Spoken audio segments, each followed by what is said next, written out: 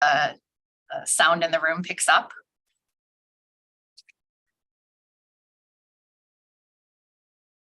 All right, are we set to go, Jesse? You're good. Okay. I'd like to call this meeting to order. Welcome to the November 14th meeting of the Operations Work Group. The first thing that we will start with today is the public input. There were 12 written statements for this meeting, 6 in support of scenario 1 and in opposition to scenario 3A and 3B in MMSD's comprehensive energy plan, 2 in support of scenario 1 in MMSD's comprehensive energy plan, 1 in support of MMSD sticking to the strict timeline of completion by 2040, and 3 in opposition to scenario 3A and 3B, which extends MMSD's sustainability resolution. And the full written statements are attached to this agenda item if people choose to read those.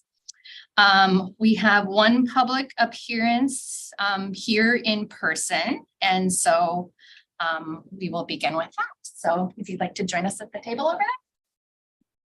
Thank you.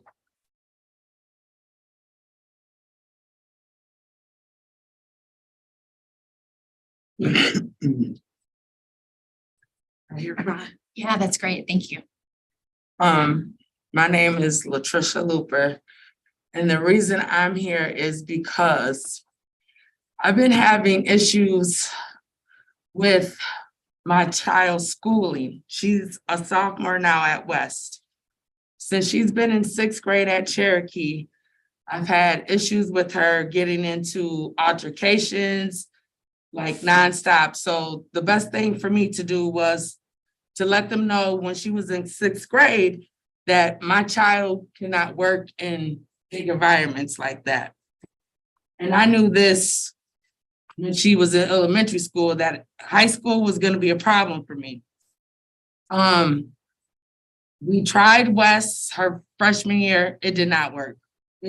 She was in and out constantly for fighting. And I've tried to get her in Capital, Shabazz, anything small for her, and it's not working out. I've called people, I've had meetings and group meetings, I don't know how many times already this year, trying to get some type of assistance for her to get into Capital or Shabazz, and it's not helping. At this moment, my child is doing 2 hours at Goodman Library with, I believe his name is Sean Hubbard from West High School, and somebody else that I constantly stay in contact with. They're constantly trying some type of way to push to get my baby into Capital or Shabazz. So I need somebody here to please assist me with this and help me get her into a smaller environment. West, Memorial, East, La Follette, it's too big for her. They're too big for her. It's not gonna work at any of these high schools for her.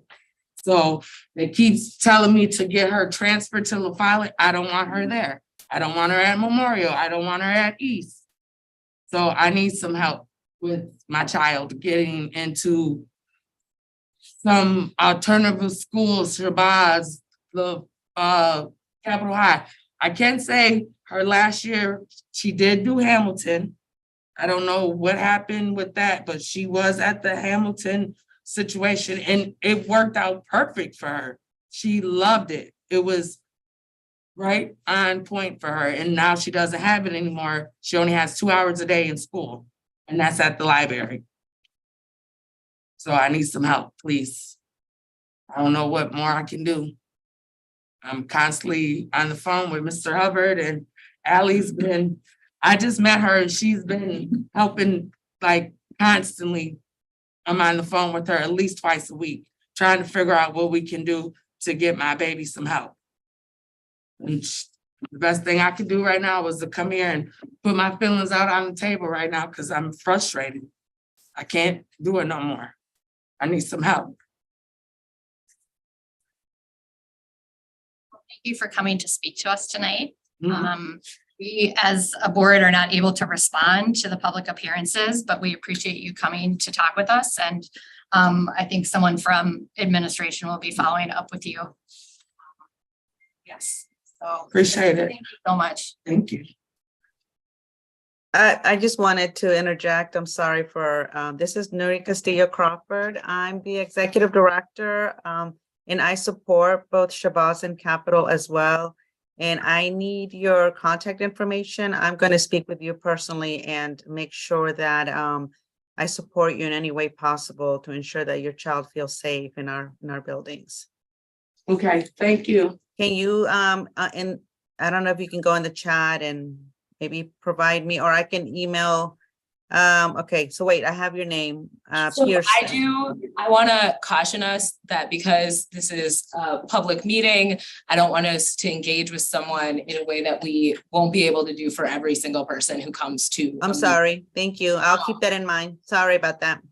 I very much appreciate that. I just think if another parent comes to a meeting and voices a concern and doesn't get that response, that there could be some hard feelings around that. I 100% understand. I also want to remind us that we can only speak in this space around what's been noticed. Thank you so much. Sorry, thank you. All right, thank you, Board President Walter. No worries, that I appreciate that. We do have some virtual public appearances. Jesse. First up is Christine Nagovny. Okay. Can you hear me Christine? okay? Yes, we can. And you have 3 minutes. Thanks for joining us. Thank you.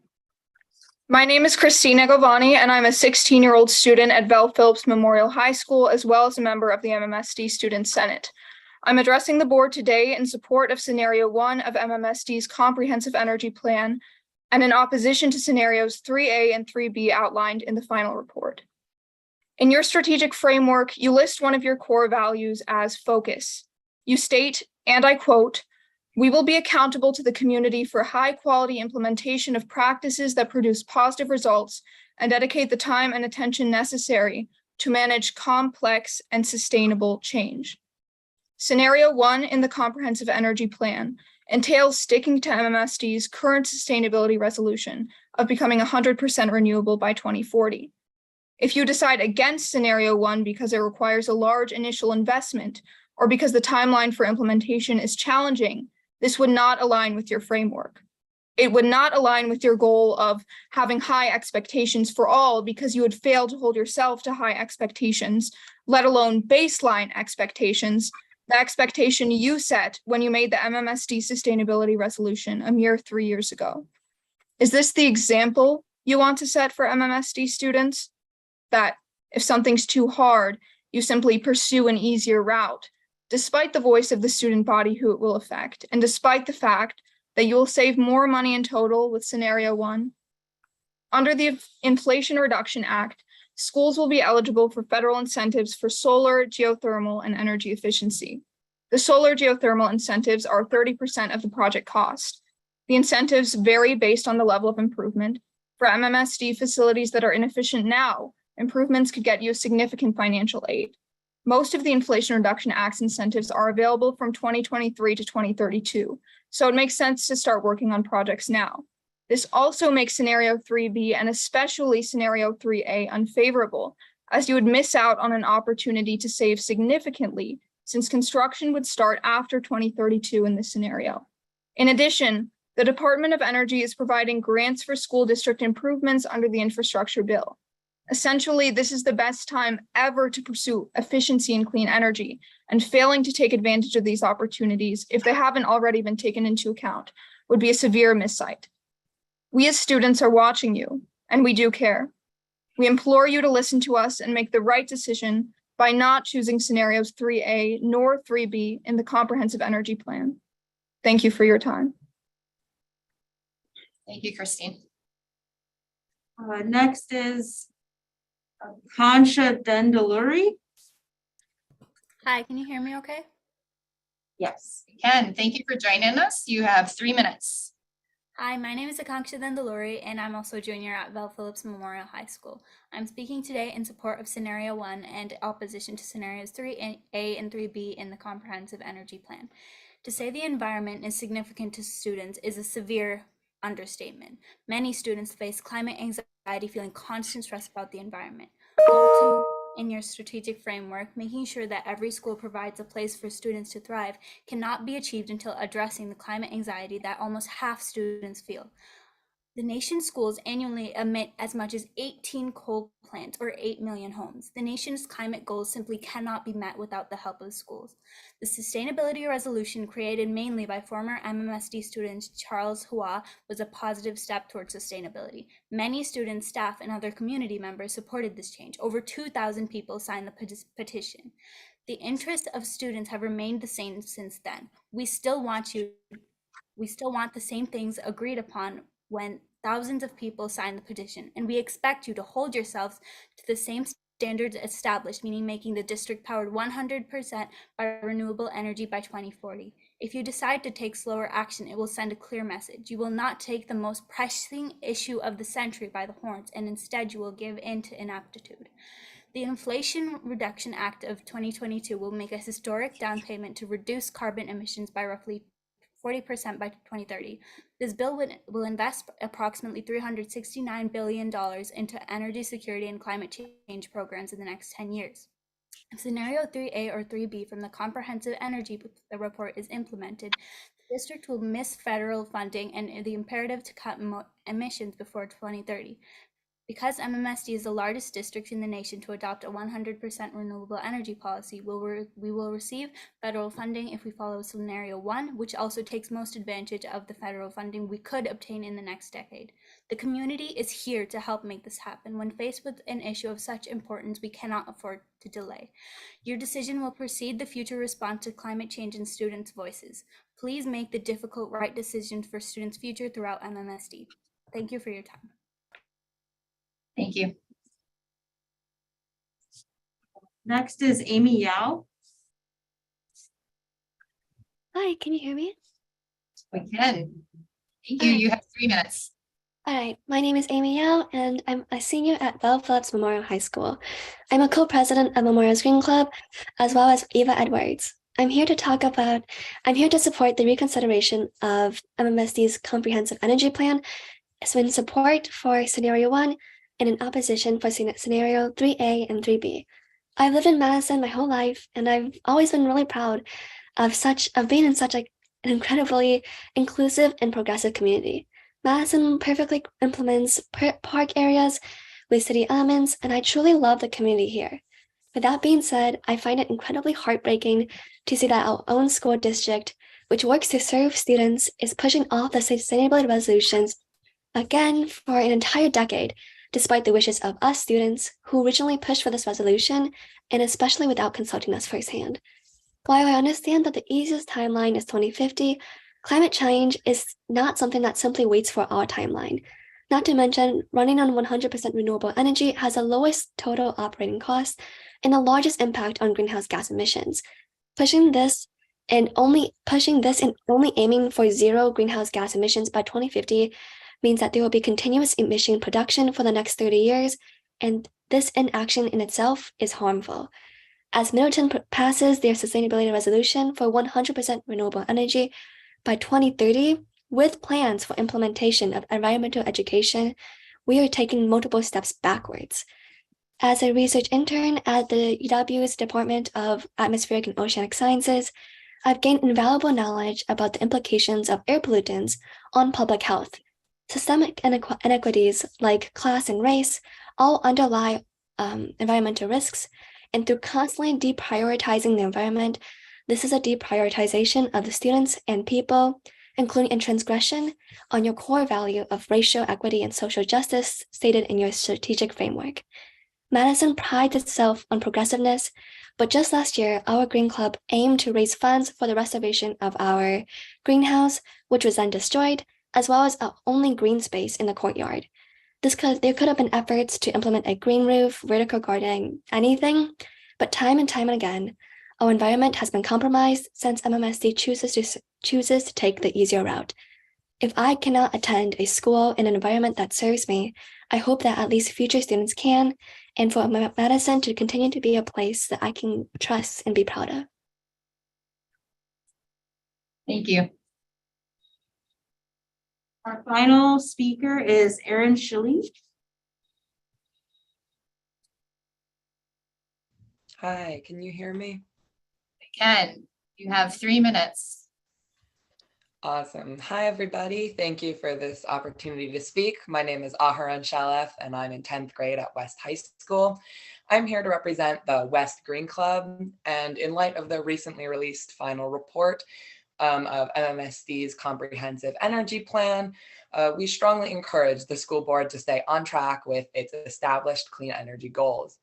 This issue is a top priority for West students. In fact, our club was interested in finding the extent to which West students cared about these goals. So during lunch on September 23rd, we circulated a petition throughout the school asking people to sign if they agreed with the following statement. The school board should make meeting its clean energy goals 50% by 2030, 75% by 2035, and 100% by 2040 a top priority. In just 50 minutes, 271 students signed the petition. That's over 1 in 8 West students. We want to see MMSD take bold action to fight the climate crisis because we as students will be forced for many decades to contend with the inaction of leaders in this moment and in years past. We need you to break this trend of inaction because addressing climate change is critical and urgent. According to the Comprehensive Energy Plan, the most effective way, both in terms of money and greenhouse gas emissions reductions, that this board can have an impact is to continue pursuing its clean energy goals. The report also states that achieving the goals, quote, may not be realistic since not only does it require more funding upfront, the type of construction required is complex, end quote. But we can't use that as an excuse to back off. If, after thorough evaluation, this board finds that the construction and funding required to follow through with its goals is undoubtedly impossible to achieve, we still cannot decide to simply postpone progress for another decade. When faced with an issue of such importance, we cannot afford to delay. We cannot afford to do the bare minimum because if Madison won't lead the way, I don't know who will. We must continue to pursue the boldest path. This board is tasked with a challenging mission, but the stakes are too high to back down. Our future is in your hands. You have the power to make the world a better place, and West High School, as well as students from across the district, want to see you use it. Thank you, Aharon. Right. All of them? All right, that concludes our public appearances for tonight. We will move on to the approval of the minutes. I move to approve the minutes from the operations work group meeting dated October 10th of 2022. Second, Board President Muldrow. Joanna, I think I saw you on here with us. Oh yes, sorry, I have my my camera off right now. I can't turn it on, but yes, I do approve them. Okay, thank you. Your advisory vote. Thank you. All those in favor? Aye. Fabian, see you. Maya. Great. Any opposed? Motion passes 6-0. All right. So we have 3 items on our agenda tonight. We are going to be receiving a presentation on the employee handbook items. The 2019 resolution for renewable energy by 2040, and then an update on school safety. So tonight, item 4.0 is the employee handbook items for 2023-24. And I'll, invite our team to join us. One is over here, right? Yeah, that would be great. So today we have Kurt Rose, Director of Human Resource Operations, and Lisa Mortensen, Director of Employee Relations, joining us. And they have a presentation for us, information about the process of addressing the employee handbook. This collaborative process was paused during COVID. This is the first time in several years that we will resume these discussions, and there is a January deadline for some of this work. So thank you for joining us today, and go ahead and take it away. Okay, thank you. Thank you, President Muldrow, Dr. Jenkins, the board, everyone else. Thanks for inviting us today. So we are going to talk about the handbook review committee update. We are operating in alignment with MMSD's strategic framework, goals, and strategies. Those are: number one, we will empower school communities. 2, we will invest in people. 3, we will streamline priorities. 4, we will plan for the future. And 5, we will embrace innovation. We are committed to all of the strategies involved with the 5 major levers for change. And our focus to achieve our goals and make our vision a reality, we are going to focus on number 2, investing in people. Number 3, streamline priorities. And number 4, planning for the future.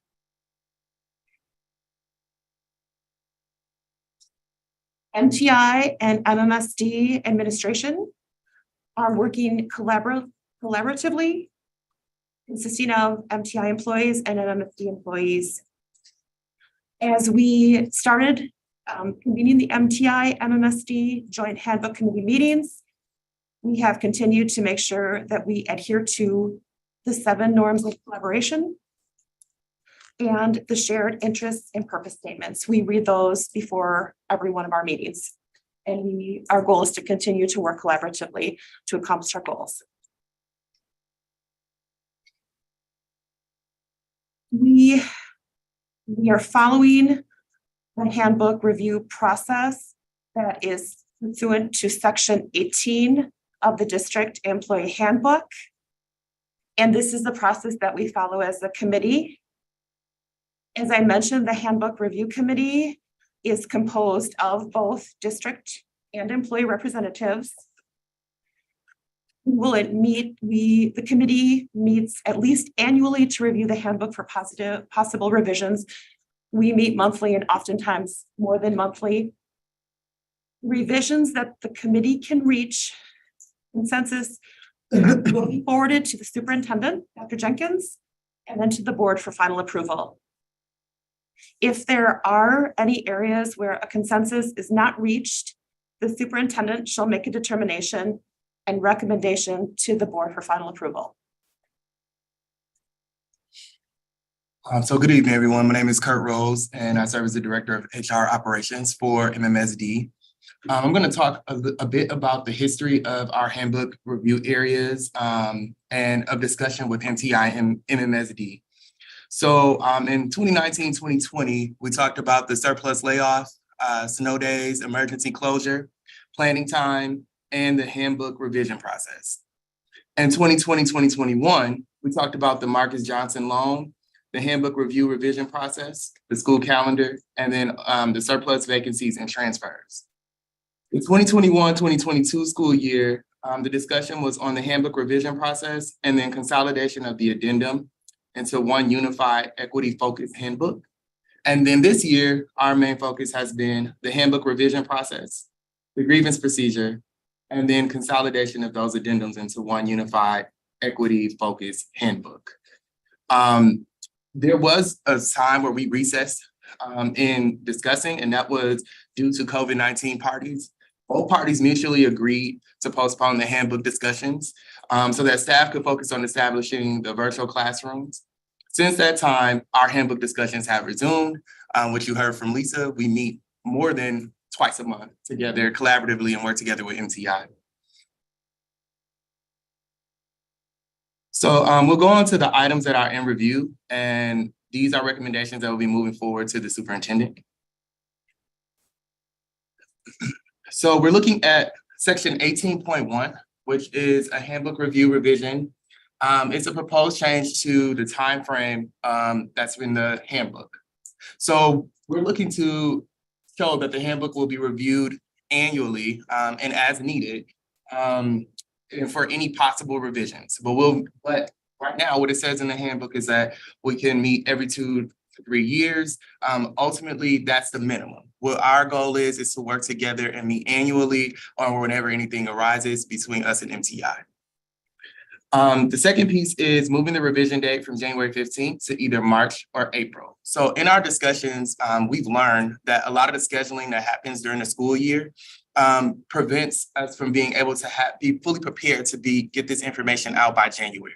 So we are looking to, we're still in the conversations and discussions of moving this to a later date to ensure that MTI and MMSD are prepared to come forward with their recommendations to the superintendent.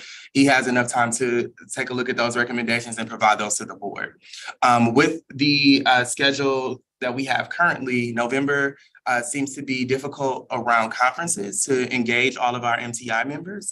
And that is a core time where we need the planning in order to be prepared for January. So we have been in discussion about delaying that to March or April. The section 4 is the grievance procedure. So the proposed language change is that we are discussing a couple options for making the language more succinct and also easier to follow. This will require review by MMSD Labor Relations Council to ensure that we're not violating any laws or regulations. So what we've learned in our discussions and conversations is that we want to make sure that this goes across all of our employees and it is clear. Right now, the grievance process seems to have some pieces that we want to discuss with MTI to level it out, and then also have our legal counsel take a look at it. So we are currently working collaboratively in discussion on that. And then lastly is our addendum review and consolidation. So we want to consolidate the different addendums into one cohesive document that is part of the handbook and not attached as an addendum. We want to create parity between the employee groups and create a more equitable handbook for everyone. So ultimately, what we would like to do is ensure that everyone is able to see what they need and find what they need. We get a lot of questions across the different employee groups of where is my particular piece. So that addendum piece we are looking at to streamline it and make it user-friendly for our employees and ultimately have better service out to the employees so that they have the ability to get what they need to get done so they are better serving our scholars.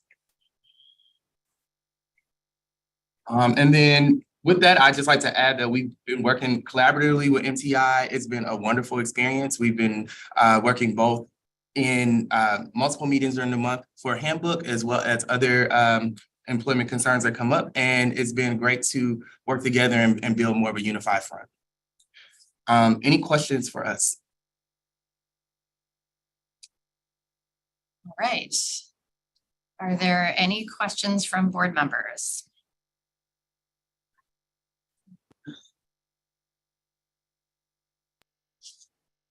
Sabian. Okay. Sabian. Thank you. Yeah, my main question is how is MTI engaging their members in this process? That's a great question. From our conversations with MTI, we're working and discussing under the impression that they're talking with their members. I think that's a better question for MTI. Yeah, I could also add to that. In our conversations, we're being charged with working with our administration and making sure that they're working with the building reps. But I do think that, yes, it'll be a better conversation. But I know in my conversations with Mr. Jones, MTI's president, it appears that we both are sharing the information back out, but he could speak to that himself or Mr. Knight. And we could actually have them come. I talked to him today about some of our future meetings, even being a joint presentation. So if there are any questions for MTI, let's have them, speak for themselves. But the collaboration right now, I think it's going really well. And I thank you all for collaborating and flexibility. I know it says in the handbook, at least 2 to 3 years, but as you stated here, we're doing it now monthly and sometimes bi-monthly in terms of collaboration. Got it. Thank you. I definitely appreciate the increased frequency with which y'all are working to talking. Board Member Nichols. Thank you. For the annual review, what you're proposing is making the language so that it is more of an annual review, right? Instead of a current 2 to 3 year cycle. Yes. Okay. And MTI has expressed agreement with that recommendation as well. Yes, they're on board with that. We've been in discussion of that, to ensure that we're looking at it annually to make sure that we're both on the same page. Great. For the next recommendation around the grievance procedure, is that recommendation coming from the district HR's team, based on what the kind of inquiries that are coming in? Or is that also something that was raised by MTI, that the grievance language has been confusing or could be improved upon? We heard feedback that it can be confusing. The HR team and legal is working with MTI right now to make that more succinct, make that more clear, so it is easier to understand. Okay, great. And then the last recommendation around combining all of the addendums.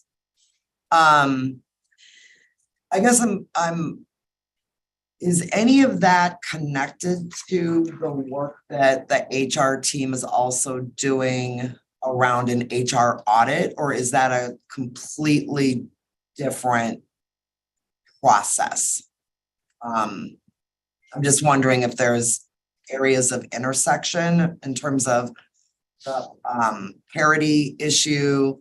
I know we had talked about a compensation study, HR audit, and then now combining addendum. So I'm just wondering if they're all interconnected in some way, or if this is one distinct piece of in your recommendation.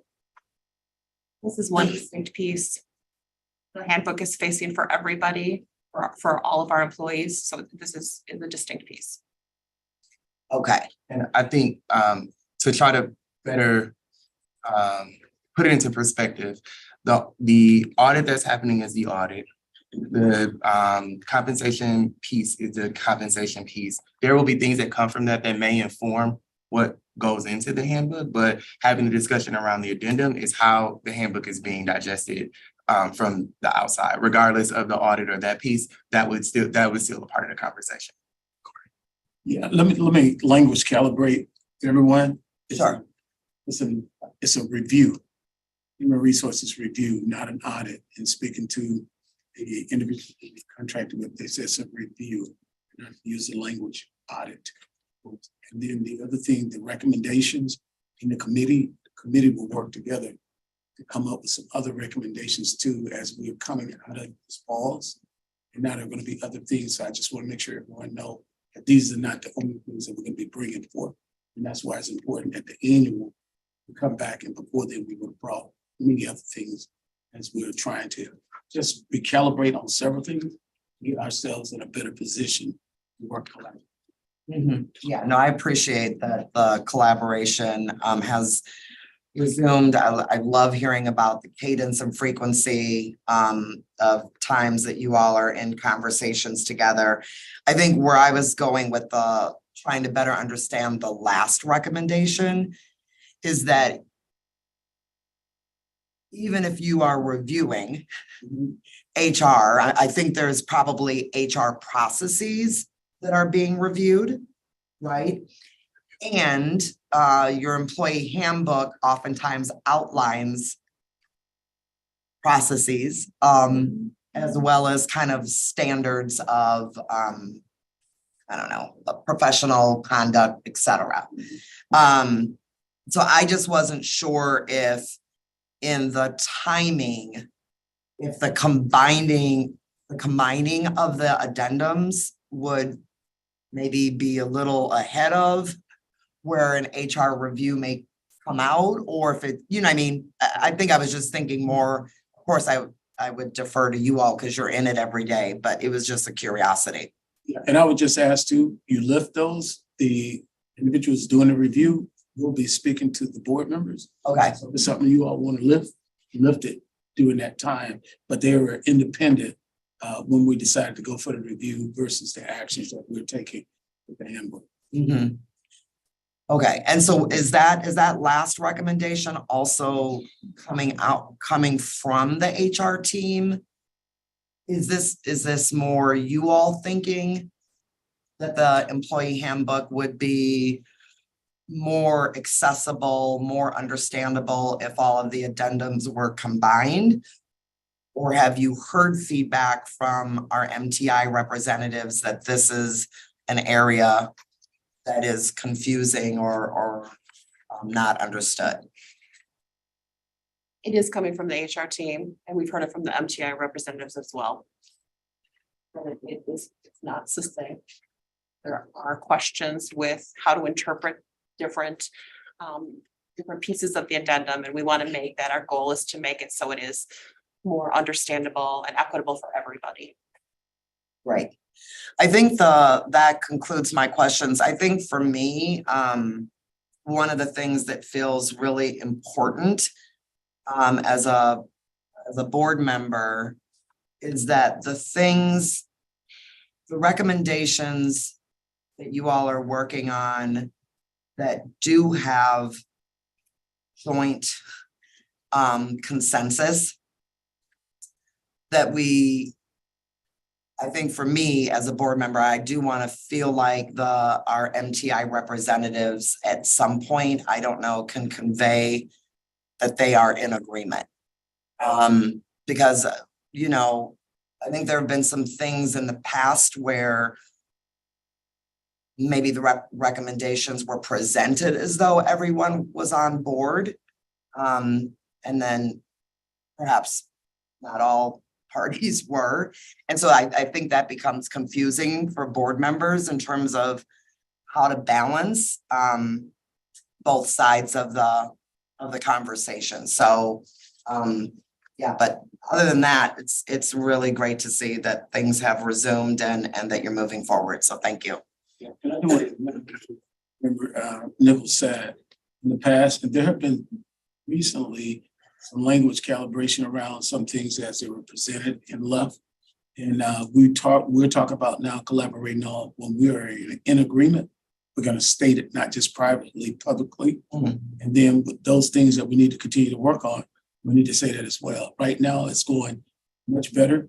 I think in my time, seeing it here, and it's a good energy, good vibe, and we want to continue to have that as we move forward. There will be things come from MTI, there'll be things come from the administration. We realize that we're just not perfect right now. There are things that we need to work through together to do what's in the best interest of everyone. Can I just do one follow-up related to that? Thank you for that, Dr. Jenkins. I do have one additional question. In the slide that showed the timeline, kind of your main focus areas by year, are any of those items still issues that need to be further addressed? So just wondering, right, like in the 1920 school year, it may have been surplus. The next year it's something else. Just wondering if you all are finding a process or a cadence when you're working with MTI to see how those things are actually going once implemented.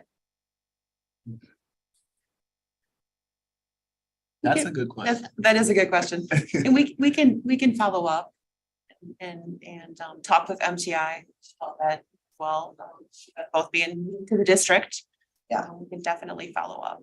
Yeah, I think it would be great to have some intentionality around circling back. Yes. Just to make sure those items, because we went through a whole pandemic.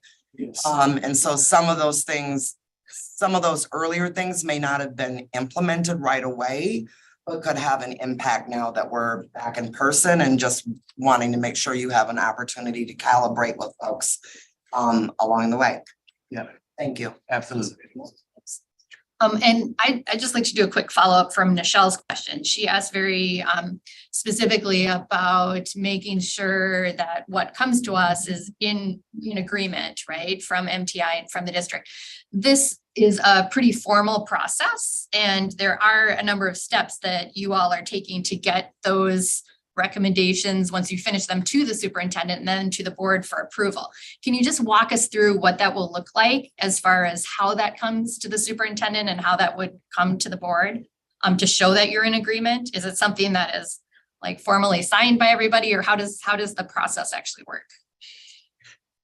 Can't speak to that yet, but we are following section 18 of the handbook. And I would just add to that, I meet along with our team with MTI on Fridays.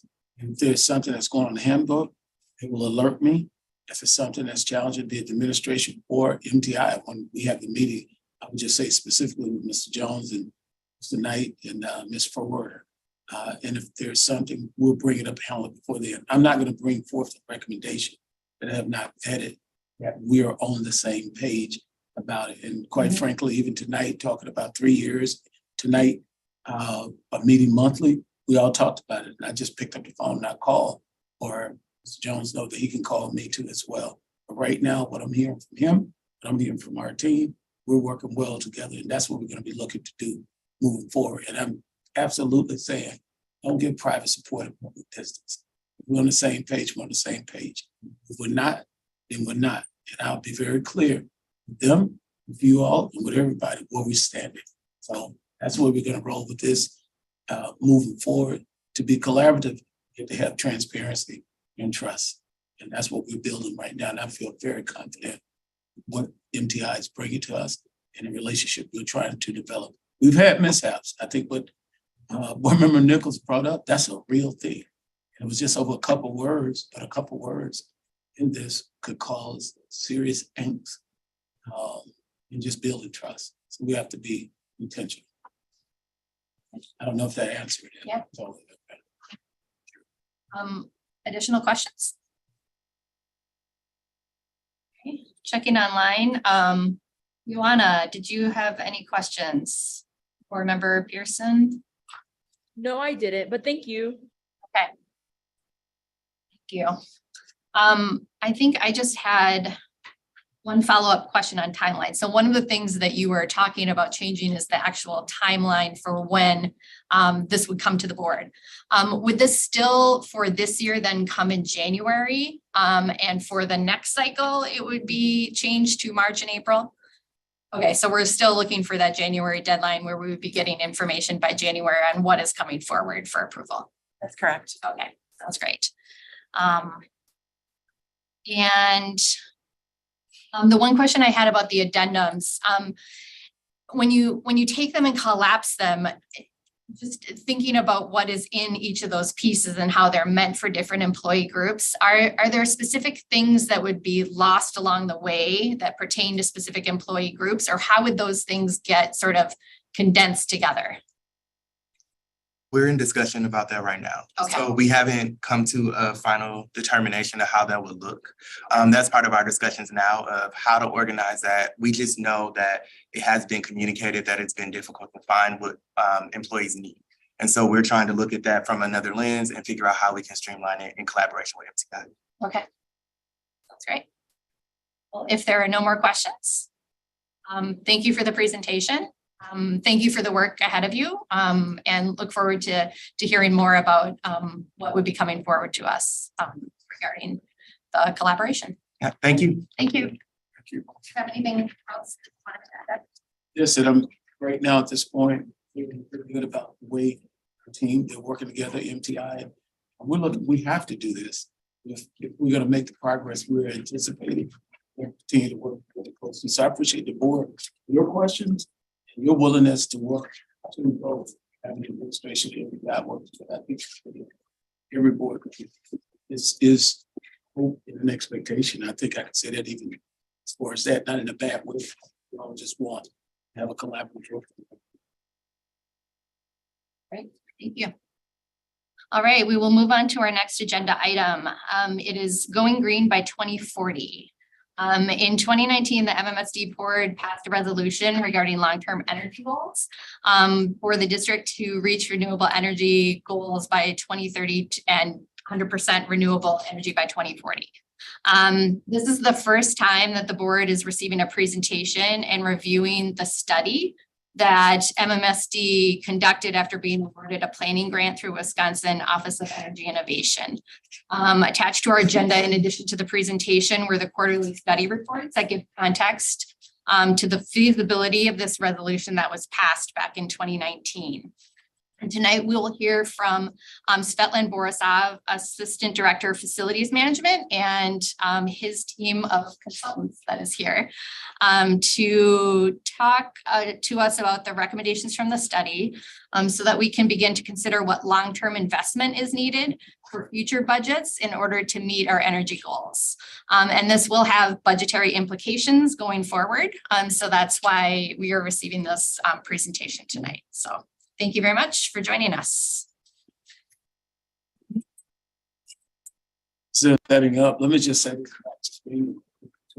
hold on, it's just the entire team. We have an A1 team in our district. We had an opportunity to sit down in G&E and just really wrestle with some really positive discussion about going green.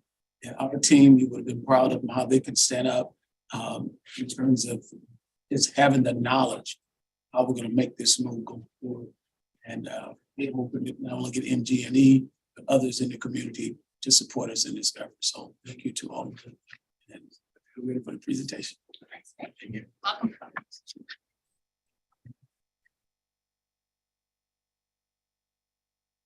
Good evening. We are here to present the findings from the Renewable Energy Grant Study, Building Services, with our design partners, PRA and design engineers, and the last year collaborating on scenarios to implement the district 100% renewable energy goals. In the beginning of this presentation, we will start off with stating our school district goals. Goal number 1 is that every child is on track to graduate ready for college, career, and the community. Number 2, that the district and every school in it is a place where children, staff, and families thrive. And goal number 3 is that African American children and youth excel in school. In April of 2019, the Madison Metropolitan School District Board of Directors adopted a resolution with 50% of district's operations energy needs with renewable energy by 2030, 75% by 2035, and 100% by 2040. During the pandemic, there hasn't been much done in regards to the renewable energy goals due to shifting priorities and significant staffing challenges. In the last quarter of 2021, services began exploring the goals and investigating what it may take to achieve these goals. Achievement of the goals is a complex matter that requires significant effort in planning, coordination, and alignment of facility priorities, financial resources, and district goals. We discovered that partnership with consulting partners would be needed in order to investigate a path to achieving the renewable energy goals. This was achieved by securing a grant with the Office of Energy Innovation and collaborating with PRA, our contracted consultants and design engineers. On our team in MMSD, this included electrical and technology manager Corey DeGroff, mechanical engineer Mike McDonald's, and myself in the role of assistant director of the I would like to point out that the purpose of this presentation is to update the Board of Education on our findings. Further collaboration between building services, financial department, curriculum and instruction, and space planning will be needed in order to put our plans into action and incorporate into our long-range facilities planning. With this introduction of our team and the scope of this presentation, I would like to turn it over to Corey DeGroff, MMSD's Electrical and Technology Manager. Thank you, Svetlin. So the first steps in identifying the path to achieving the ambitious renewable energy goals set was to identify the scope of the project. And since energy is a broad term, MMSD and our consulting partners explored what that really entails. Besides the goal of achieving renewable energy, a main point of discussion was how MMSD can achieve lower energy consumption and improve building efficiency. So this requires substantial architectural changes being made to the interior and exterior envelope of the buildings, along with a complete HVAC system redesign, as MMSD buildings still utilize low efficiency steam boilers. And with the major scope of this project, it only makes sense also to include these other systems that you see on the slide for replacement, even though some are not tied to energy efficiency. Next slide, please. So this graph shows the sources of our energy.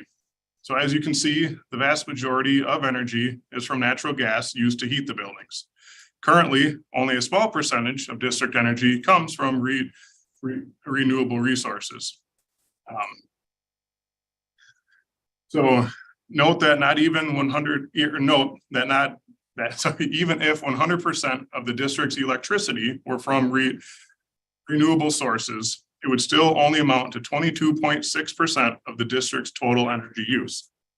And since there are no viable renewable sources of natural gas, one viable way to get to 100% renewable energy is to electrify the district's heating systems, which can be achieved by utilizing high-efficiency geothermal system that can be powered by renewable electricity. Next slide, please. So these are the areas where we focus on getting to 100% renewable energy.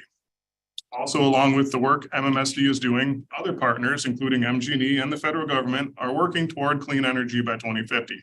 So even purchased electricity from the utility company would be renewable. Next slide, please. In the following slides, we will be presenting these 4 scenarios to achieving this goal.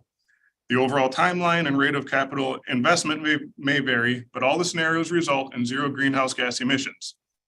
And you see here the reference to IPCC, that stands for Intergovernmental Panel on Climate Change.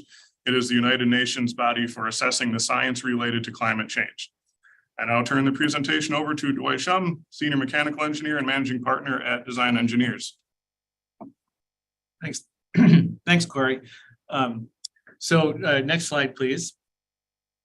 So the first scenario that we're going to discuss is 0 greenhouse gas emissions by 2050. And I want to just take a quick minute to describe what it takes to get to 0. And that's whether it's 100% renewable, or 0 greenhouse gases. It's really the same thing. And like Corey said before, 75% of the district's energy comes from natural gas, and there's really no renewable option for natural gas. So a prerequisite to 100% renewable or 0 greenhouse gas is to electrify everything. And I want to just mention that because electrification is not a simple, easy, or inexpensive thing to do. To electrify the heat in your buildings requires essentially going into every single room in the entire building, taking out the heating piping and putting in new equipment. So it's a capital intensive, but also very disruptive process. And so it's important to keep that in mind when we're thinking about these scenarios, because it's not that you can just change out the boiler for an electric source. You have to change the entire distribution system, which means you get into every room in the entire building. So the first scenario is 0 greenhouse gas emissions by 2050. And that aligns with the IPCC goals of 0 greenhouse gas emissions by 2050. It also aligns with MG&E's timeline for getting their system to be a 0 greenhouse gas system. So the pros that are listed here are essentially, it does achieve that ultimate goal. It has a realistic timeline for implementation and spreads both the capital investment, but also significantly the disruption evenly over time. So that's one of the big advantages of this. The con, of course, is that it does take longer than scenarios 1 and 2. Next slide, please. So the next scenario is also 0 greenhouse gases by 2050, but the first scenario was a constant rate of capital investment or disruption. This was a constant rate of greenhouse gas reductions. Really what that ultimately means is that it actually delays when the work starts, because the greenhouse gases are being reduced right now because of MG&E's change to progression to renewable energy. So there are emissions that are coming down. It is probably not. It's the worst scenario. So it probably doesn't make sense to spend a lot of time talking about this one, because I don't know that it has some of the other disadvantages of the other ones, and the only advantage is it delays any need for capital investment till 2033. So if there's no capital, then you would pick this one. Next slide, please. So this scenario is 100% renewable by 2040. So pros, of course, is that again, it achieves a renewable goal, and it does it the quickest. The challenge of this one is that when you picture that first graph that had the big yellow bar of the 75% natural gas, in order to accomplish this one, you have to tackle that first. And that's what gets you into tearing into every single building, every room in every building. And that all has to happen in the first few years. So you have to basically go through most of your buildings and electrify them in the first 5 years to get to that 50% goal. And so really, well, what that means is that in order to do that level of work, you really can't spread it out over multiple summers when school is in session. So you're going to have to disrupt school, probably close some schools to make that work possible. So that's the biggest challenge with this one, is that it's so front end loaded that you have all your disruption and all your capital that has to happen in the first few years. There's also challenges, I think, realistically speaking, doing that scale of work in that many buildings all at once in terms of getting the details right. I think we can go to the next slide. So the last scenario maintains that 2040 timeline, but instead of using the metric of 100% renewable to measure the progress toward that, it uses the metric of greenhouse gas emissions in alignment with the IPCC. The big difference there is with the renewable goal, it's really that 50% goal that is the one that causes that scenario to be so front end loaded, because again, you have to first electrify everything before you can make it renewable. With greenhouse gas emissions, really, when that is your metric, you can spread that investment and disruption evenly over the time period up to 2040. So in other words, you can electrify and implement renewable energy kind of simultaneously. And so that's the big advantage of this one, is it's the same timeline as the previous scenario, the 100% renewable scenario, but investment and disruption is spread evenly over time. And so you wouldn't need to disrupt as many schools, wouldn't need to close as many schools to enable that construction to occur. Next slide. I'll hand it over to Mike McDonald. All right, thanks, Dwight. I guess just one quick comment on that with the front-loaded option. I just wanted to point out, if we try to take on that much work, there's really only so many resources and so many contractors that we can hire to do this work at one time. So it's just one additional point. And I wanted to go over quickly a summary of the past 40 years of the district's energy work. District has had a strong commitment to energy conservation initiatives dating back to the early 1980s. Although the net square footage of the district increased by over 500,000 square feet over that time period, our overall energy consumption has not increased due to completion of building envelope and energy-focused mechanical, electric, plumbing projects, technology advances, contracted facility assessments, school-based behavioral initiatives, focus on energy and utility partnerships, and HVAC control upgrades. Over the past 2 years, since the adoption of the energy resolution, Building Services has upgraded Anana and Hegel Elementary Schools to energy efficient LED lighting and has completed exterior lighting upgrades at Muir and Henderson schools. Lighting upgrades at Olson School are scheduled for the summer of 2023 using LED lights that were removed from high schools. We are in preliminary planning stages on an effort that will replace our remaining fluorescent tubes with LED at a minimal cost to the district.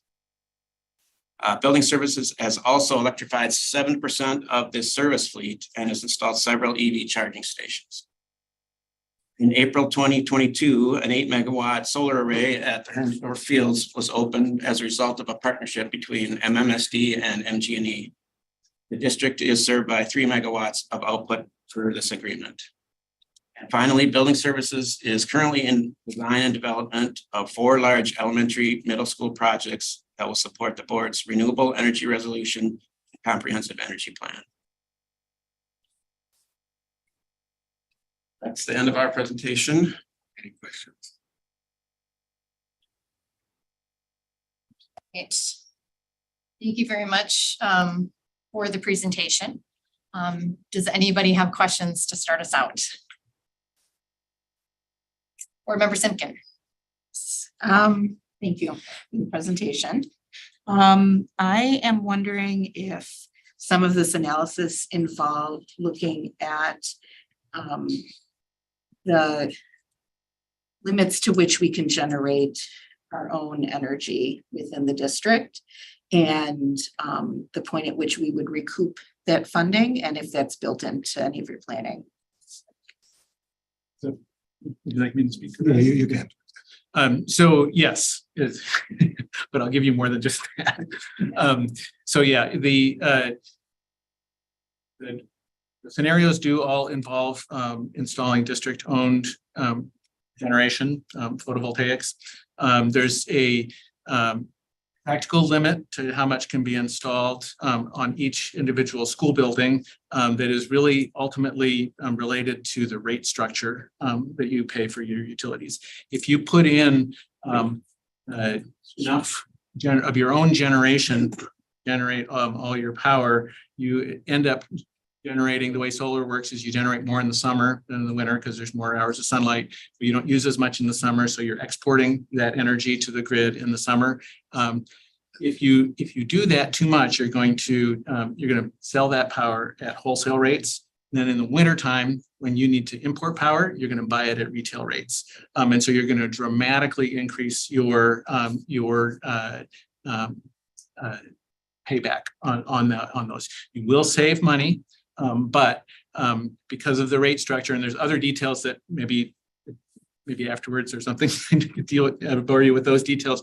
But ultimately, there's a practical limit to what it makes sense to put in for your own generation. So the scenarios also include for scenarios 1 and 2 that are on the 2040 timeline that you would install your own generation, but then you would also need to purchase renewable electricity. So there's 2 ways to get renewable electricity. One is to make your own, and the other is to purchase it. And so scenarios 1 and 2 require that the district to purchase some renewable electricity from third parties to be able to accomplish that timeline.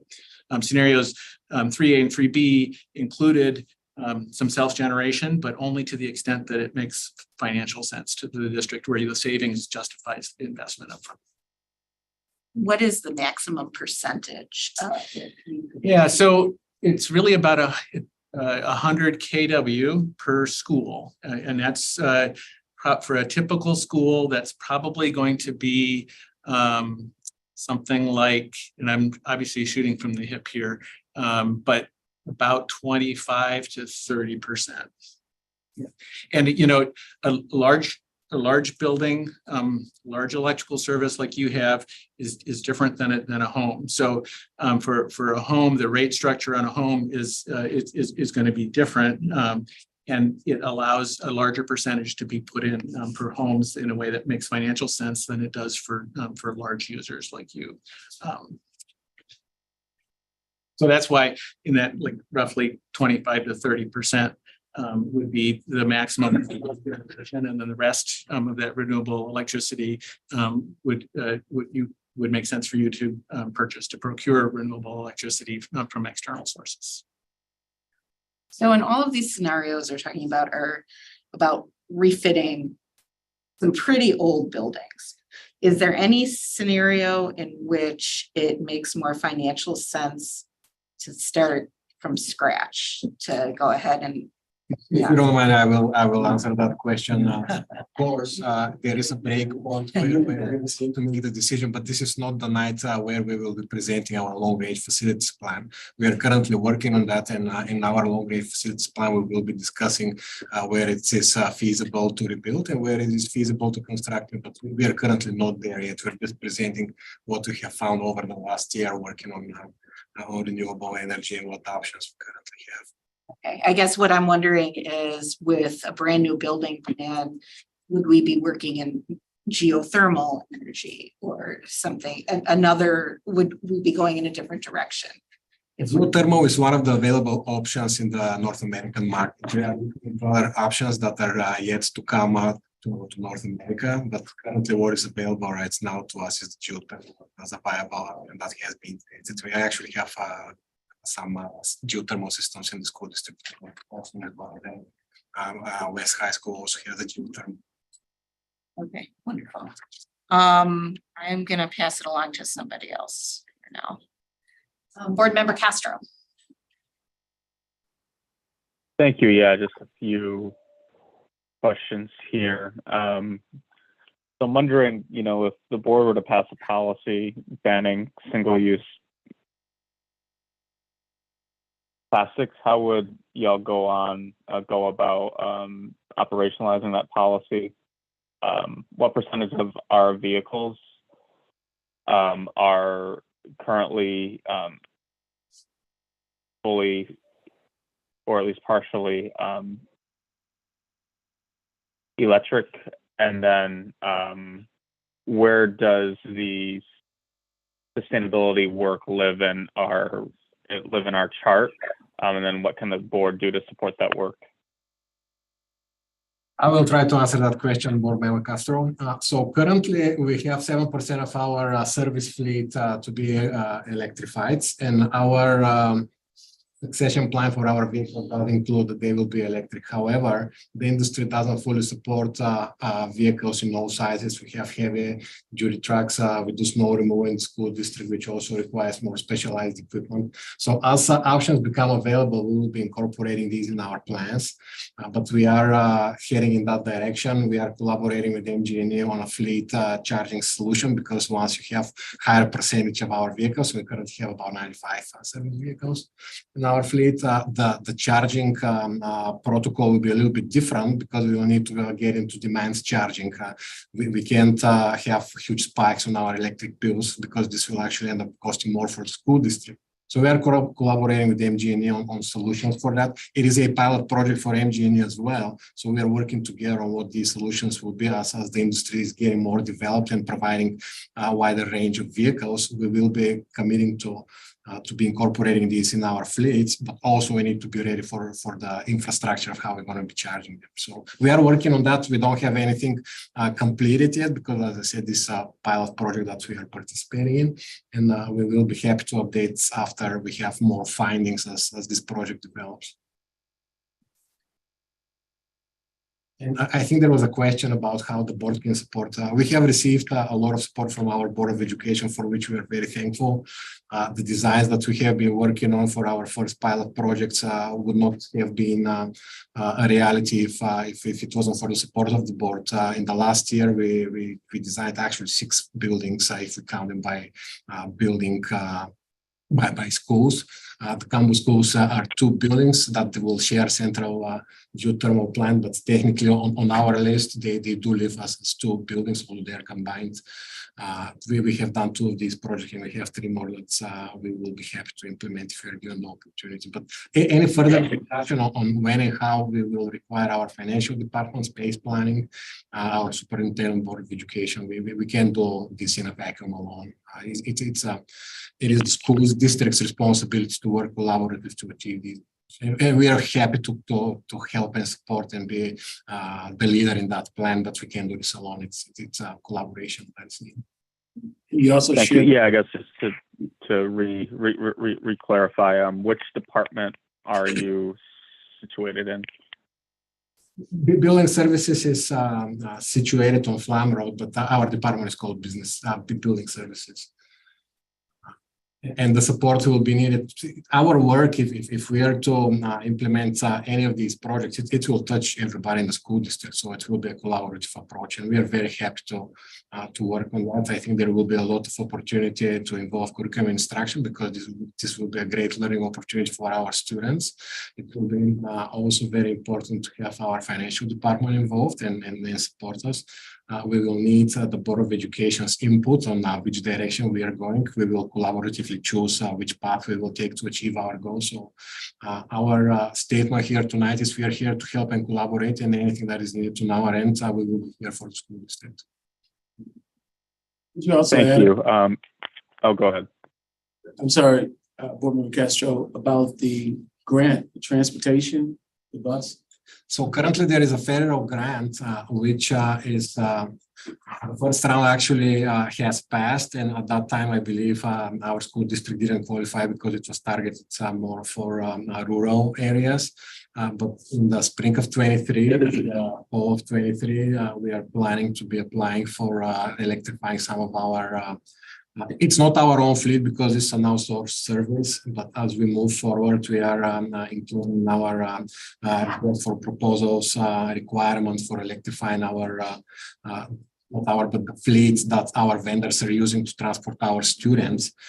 With applying for this grant, we are hoping that we will be able to obtain some vehicles that will help achieve that goal as well. But this will be coming in 2023. We already have been in contact with a few parties that will be helping us to get to that point. But yet that federal grant is not open for applications. This will happen in the end of 2023. Got it. Okay, and just two last questions. Are there any existing barriers, particularly with MG&E, that limit us from making our own solar? In MG&E, I believe I speak for the school district. We see a partner currently because we are in collaboration. We can't do this alone. This involves not only MG&E, it will involve other vendors and suppliers. MG&E is our main electricity supplier, so we can't do this without them. I think I would like to point out that actually it's collaboration, and we are collaborating on a few other things that we really don't have any results to share with, but as they become available, we will be happy to. But we are in constant communication and contact with MG&E as a partner to the school district in achieving our goals. So no existing barriers with MG&E to produce solar power? Okay.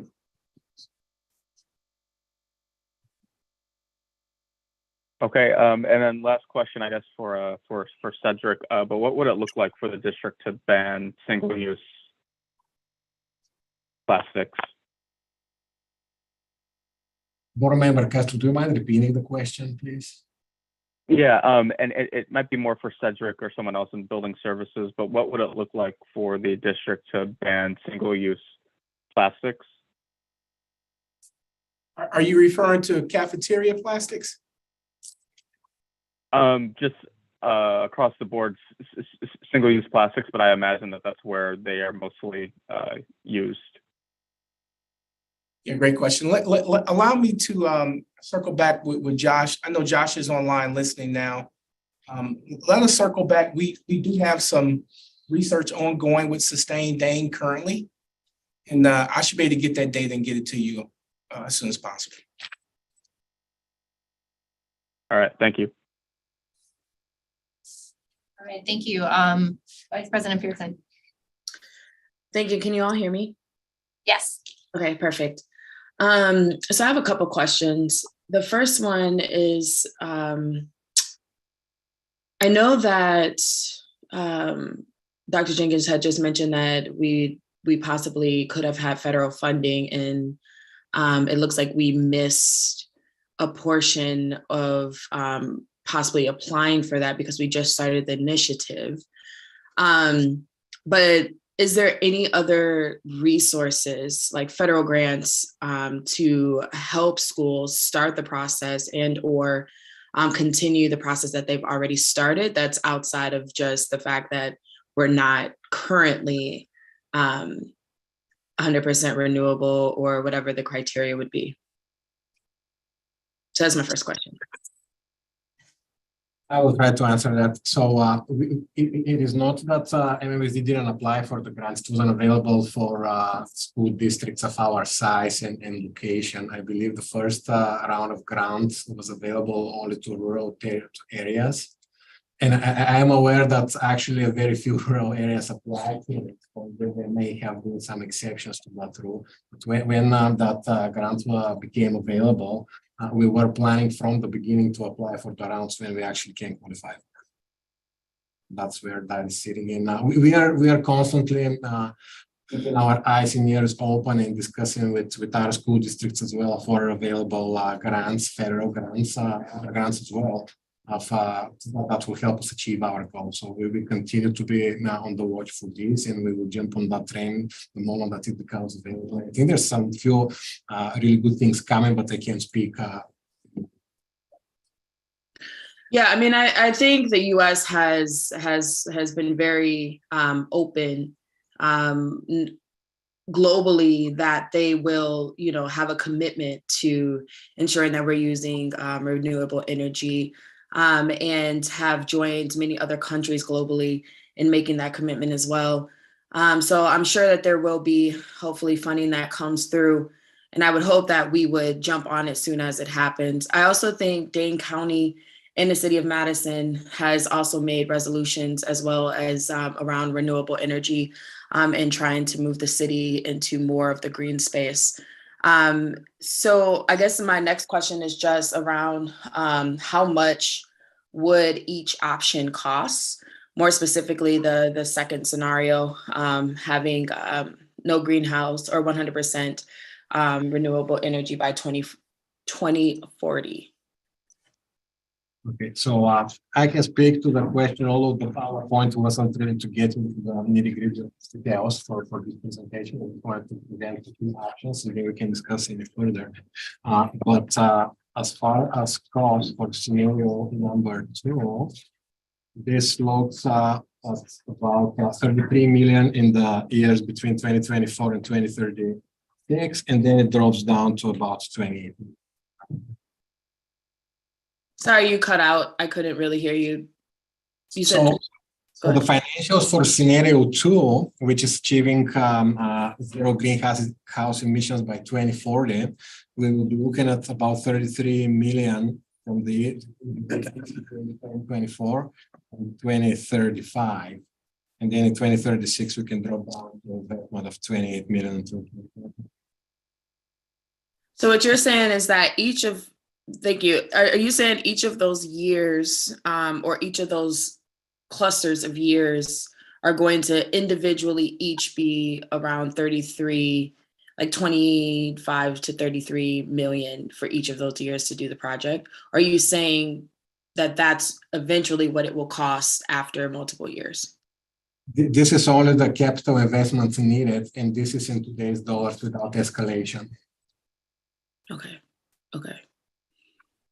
But can you clarify, that's the investment per year. So it's 33 million per year, and then it drops down to 20 some million per year for whatever that second time frame was. Right. So that's the per year investment over that many years. Does that make Okay. that answer? That makes sense. And then what about the other options?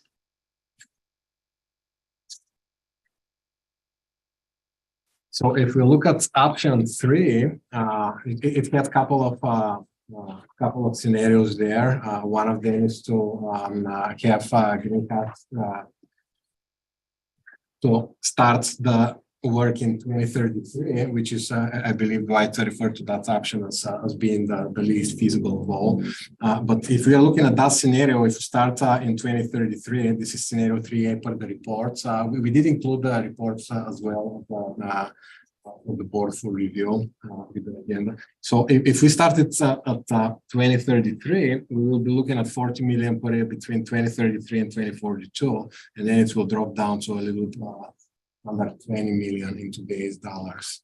And then if we take a look at the same timeline, which this requires moving the timeline, we are not saying this is the route to go, but we are suggesting that this is one of the options available. If we take a look at the capital investment per year, the constant capital investment per year, that will be 20 million in investments each year until 2050, starting in 2024.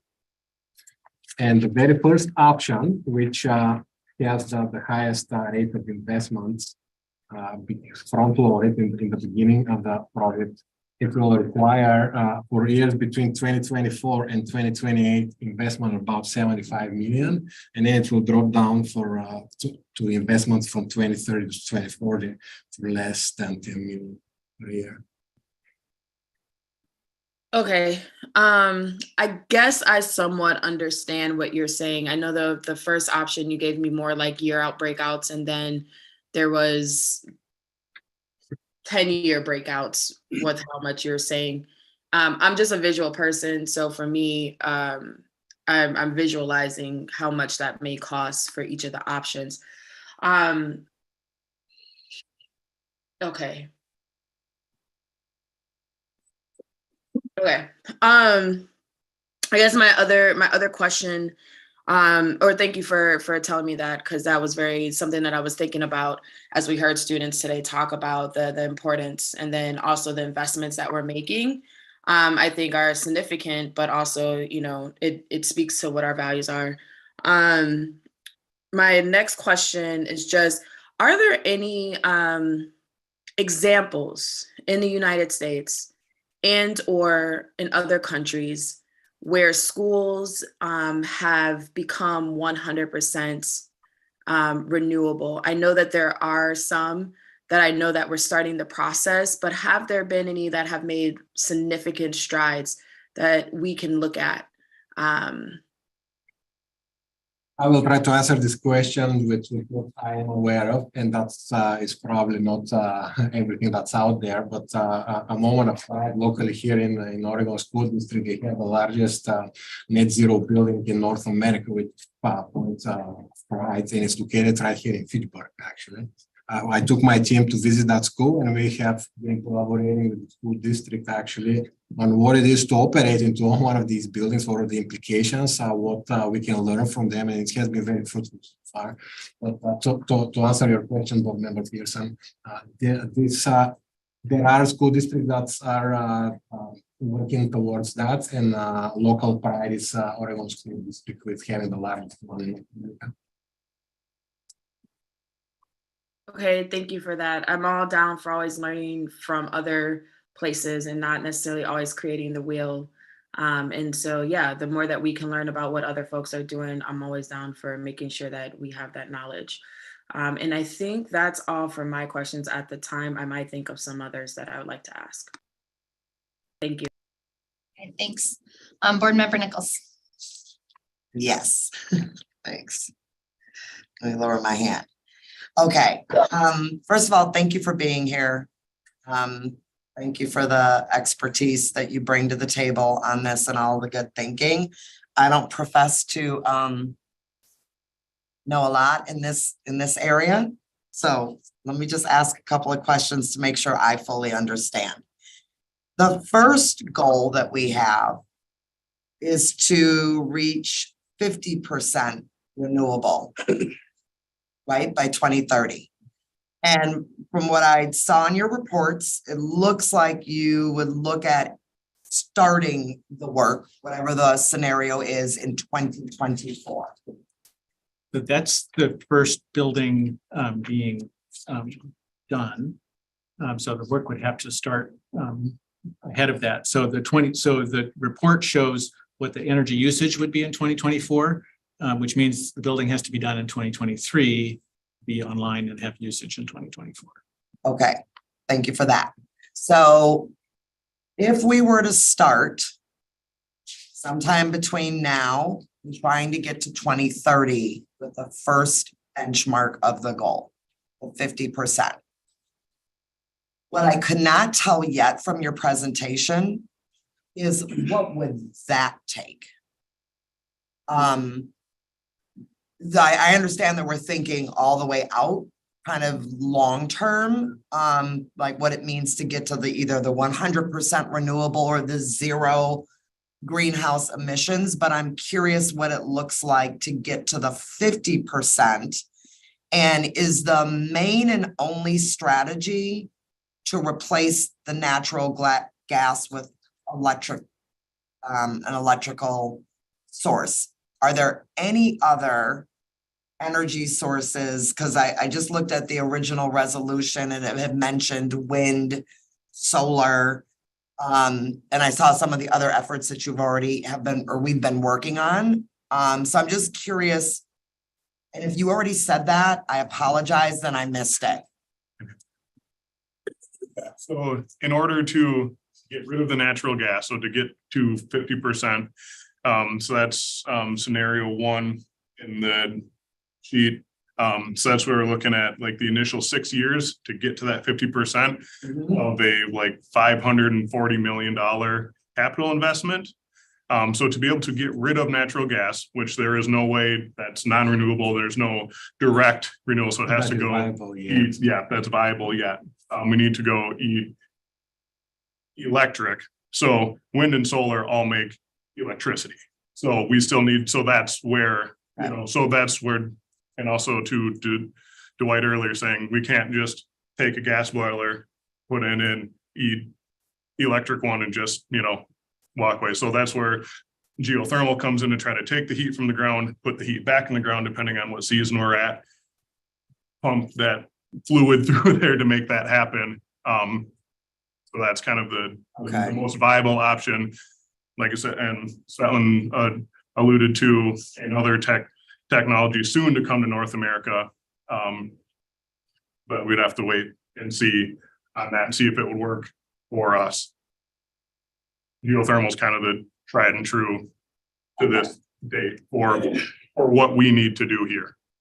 I also wanted to point out to your question, in order for us to be ready for one of these first projects in 2024, we should have started the work already, because the design process, and I can have Steve chime in on that. Steve is with PRA, our contracted consultants.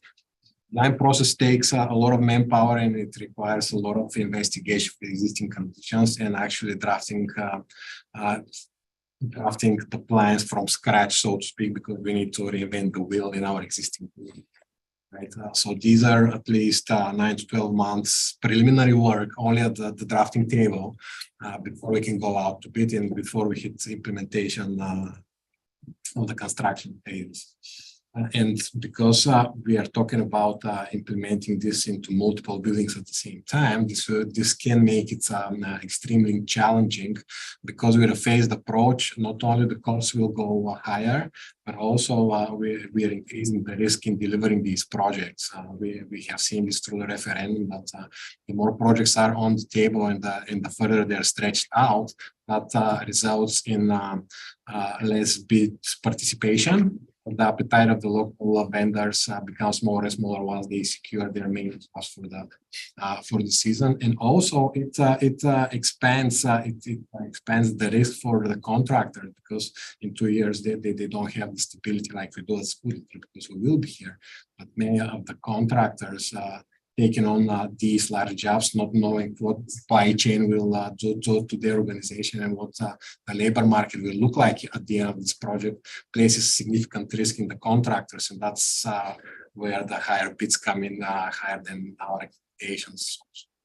So extending the projects longer will result likely in higher costs and also in increased risk, both from the contractor's perspective and from the school district's perspective. Okay. And also something I like to add with, is also with, you touched on supply chain issues. A lot of the things for the geothermal central plant aren't just parts you can go to Home Depot and grab off the shelf. These are custom made things. And if we're talking about multiple buildings back to back to back to back to back, we may not be able to even get these highly specialized large parts in the manner that it might, it's possible. We haven't looked into it, obviously, but there is a possibility that could go, the suppliers go, we just can't do it. Right. So maybe let me try my question a slightly different way. So in the one graph bar chart where you showed the types of energy usage that MMSD has, there was that 73% orange, which was the natural gas. Okay, I think my question is more,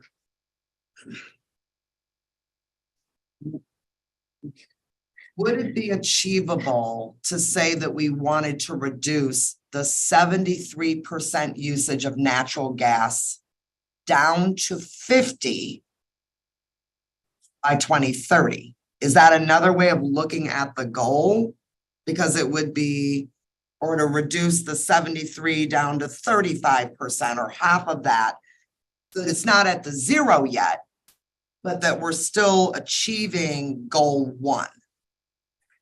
Unless, maybe I think you understand what. You know what I'm saying? Yes, and in order to achieve that, starting in 2024, we should prepare to have 75 million in order to achieve these goals, because again, our biggest enemy into renewable energy goals is the net. I don't want to say it's the enemy, but the natural gas is our enemy, but this is what we need to be focusing our energy on, reduce the usage of natural gas for heating our buildings and replace it with something that is more green, like a geothermal system. So I think, so in order to get to 50%, because natural gas is such a big chunk. Yes. If we're talking 50% overall, we're not talking 50% of natural gas. So that still leaves 25% of electricity that we wouldn't touch, because we're not putting in solar yet. We're not doing those things. We could purchase green power from MG&E. Mike and I did a few calculations. As of right now, maybe another $250,000 a year in our energy bills on top of what we pay now. But so that's why natural gas is kind of number one, and why that number is so high to hit the 50%, because the natural gas has to go away. You can't just take a chunk of it and still hit 50%. Yeah, I appreciate that. I was just thinking about in a long range facility plan. I could see how work would evolve over time. And so I was just thinking maybe the 2030 goal could still be achievable in some way. But I'll just jump in real quick. When you were asking another way to look at that 50% 2030 goal. Yeah. And I would throw out the option of, if your metric is 50% reduction in greenhouse gas emissions, that is scenario 2, and it gets you to 50%. It gets you 50% greenhouse gas reductions by 2030. And greenhouse gas emissions really is it's a very well accepted metric in terms of assessing climate change mitigation. That's what the IPCC uses as their metric. And so that would be a way to look at it. Okay. Also use that metric. Yeah. I don't know, that's that metric as well. Okay, so it may also come down to what we're deciding to measure as in the goals. Okay. Great. Well, did you say 541 million? That's total, right? In 6 years, in the first 6 years. In the first 6 years, okay.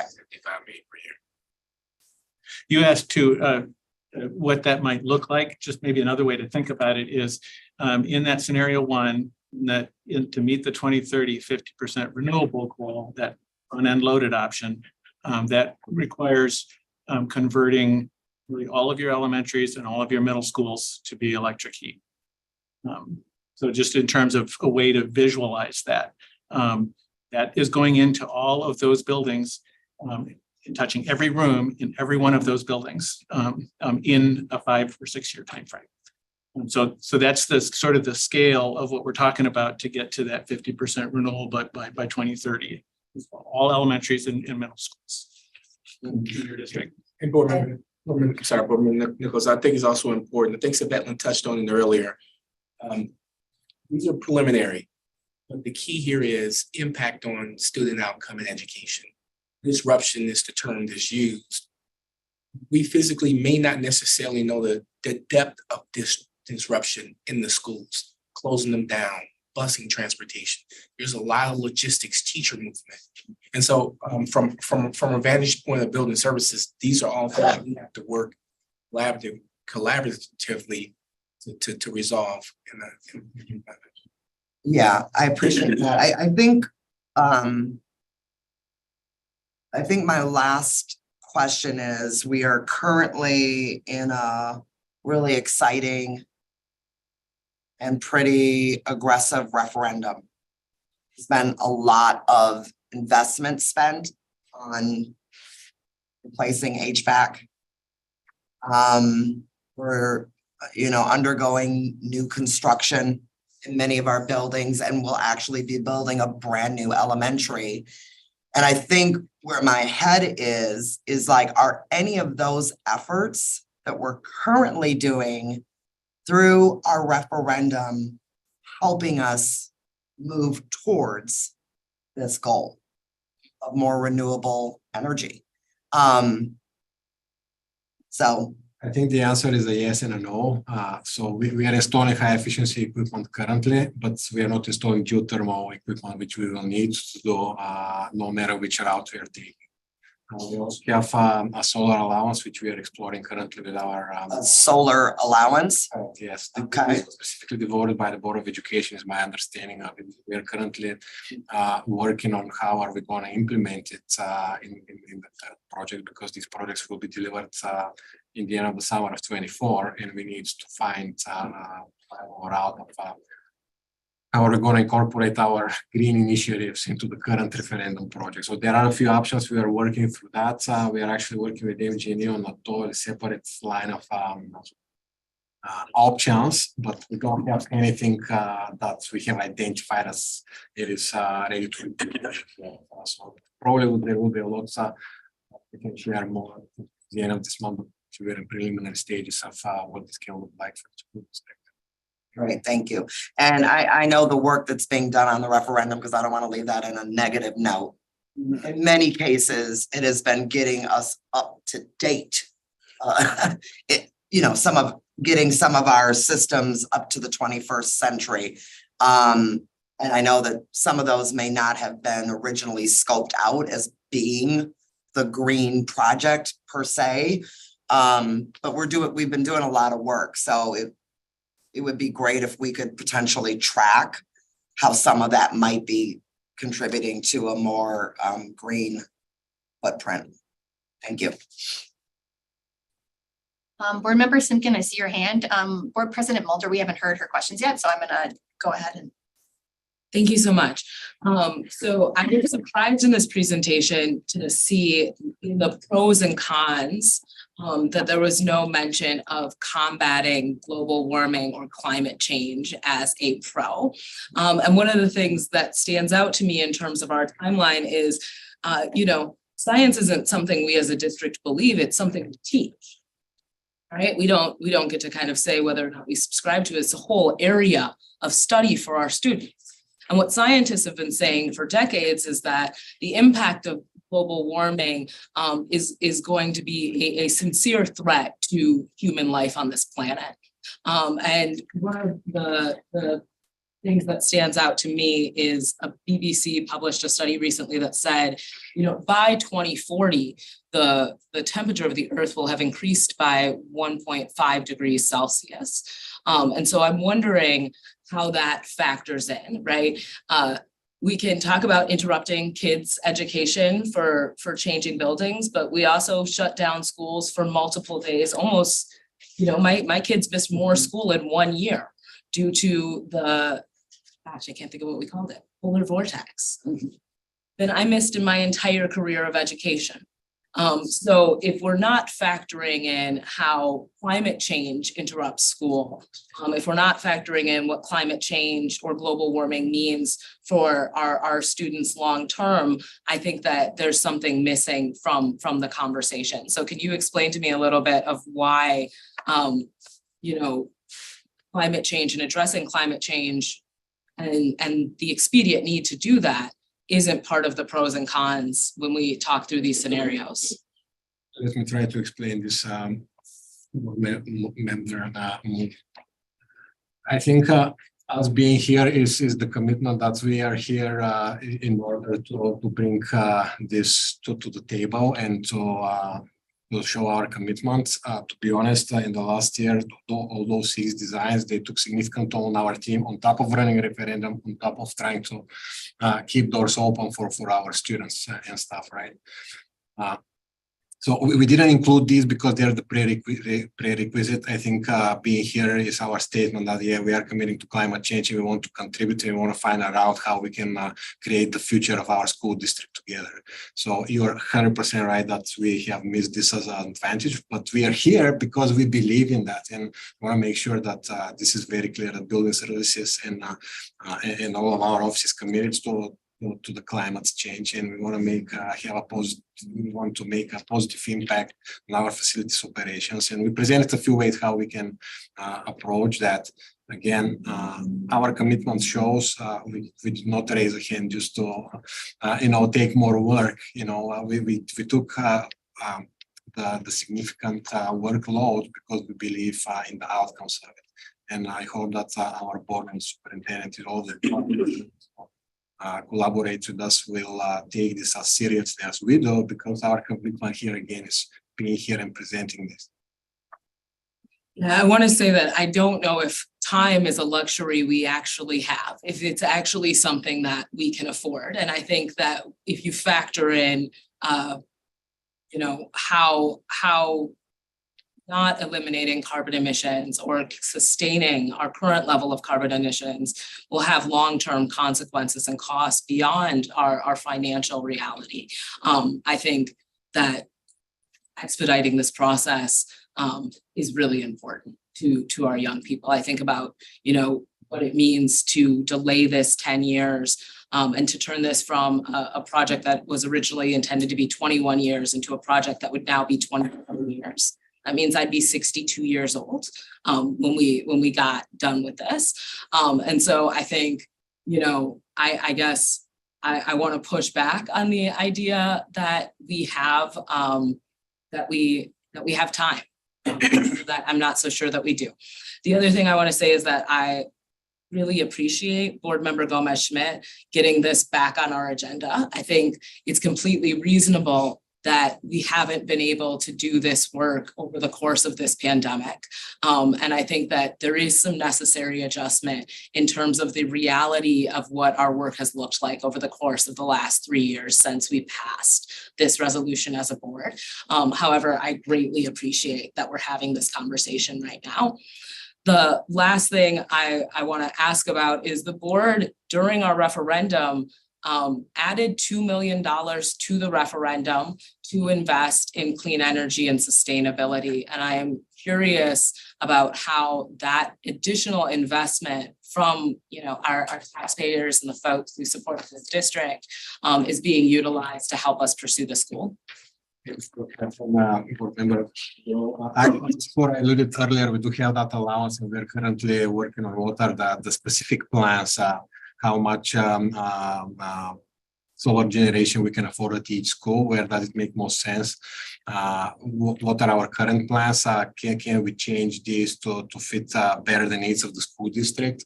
Some of the things that we haven't discussed here, because this topic of this discussion isn't the referendum, a lot of our roofs also need replacement, so we don't want to place new solar installations on old roofs, right? So we are approaching this right now, and we are making the plans of where our dollars will hit most generation and where they will make the best impact for our school district. So we are currently reviewing that. We don't have the answers, but this is a hot item on our plate, and this is for both EOA and Findorf and us as a school district. This is being worked on right now. I hope that in the next couple of months we will have solutions, and we can update the board on this is what these dollars will buy actually. Can I ask how many people would be employed by these projects? The calculation that I don't have right now, but we can certainly make some projections and estimate what the scale is. Yeah, so I would say that that's another pro, right? Like we would be doing this in our community, we'd be employing our community. That to me is a good thing. It's a good thing about the original referendum, and it would be a good thing about this project. And it also there is learning opportunities for our students in green energy. And so making sure that our students have the kind of education they need to be at the forefront of this work that will really shape their future is something I think we need to think about and we need to talk about in terms of how we use this to instruct. I also want to say as a board member, I fully support us banning single-use plastics, and I fully support us having a policy that says any vehicle we purchase needs to be electric.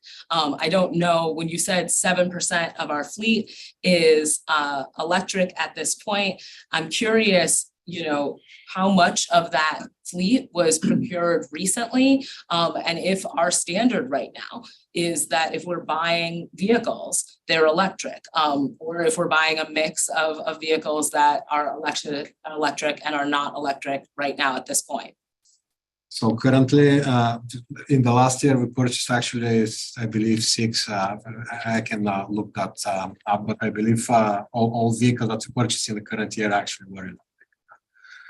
And we are committing to be electrifying our fleet, but currently the industry doesn't support that because we can't have unreliable cloud, right? We need to have specialized equipment when we get into foreign nutrition transportation. We're talking about heavy duty trucks. So it's a little bit more complex, but the industry is developing as new technology becomes available to the commercial users as us. We will be able to adjust our plans. We are committing to going green, not only with our buildings, but with our fleet. So this is a high priority for us. But currently we are doing the best we can based on the available resources. Then there's another piece to procuring vehicles. It has been very hard to buy any vehicles to begin with, but we've been lucky enough to have a great team to work with the local suppliers to ensure that we receive new electric vehicles, which we actually operate in our fleet.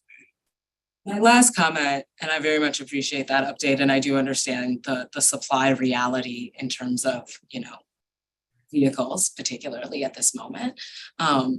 But I think the other educational component of this I want to speak to is really directly to our students. And so if every single kid in MMSD planted a tree a year, we'd be planting 25,000 trees or more a year.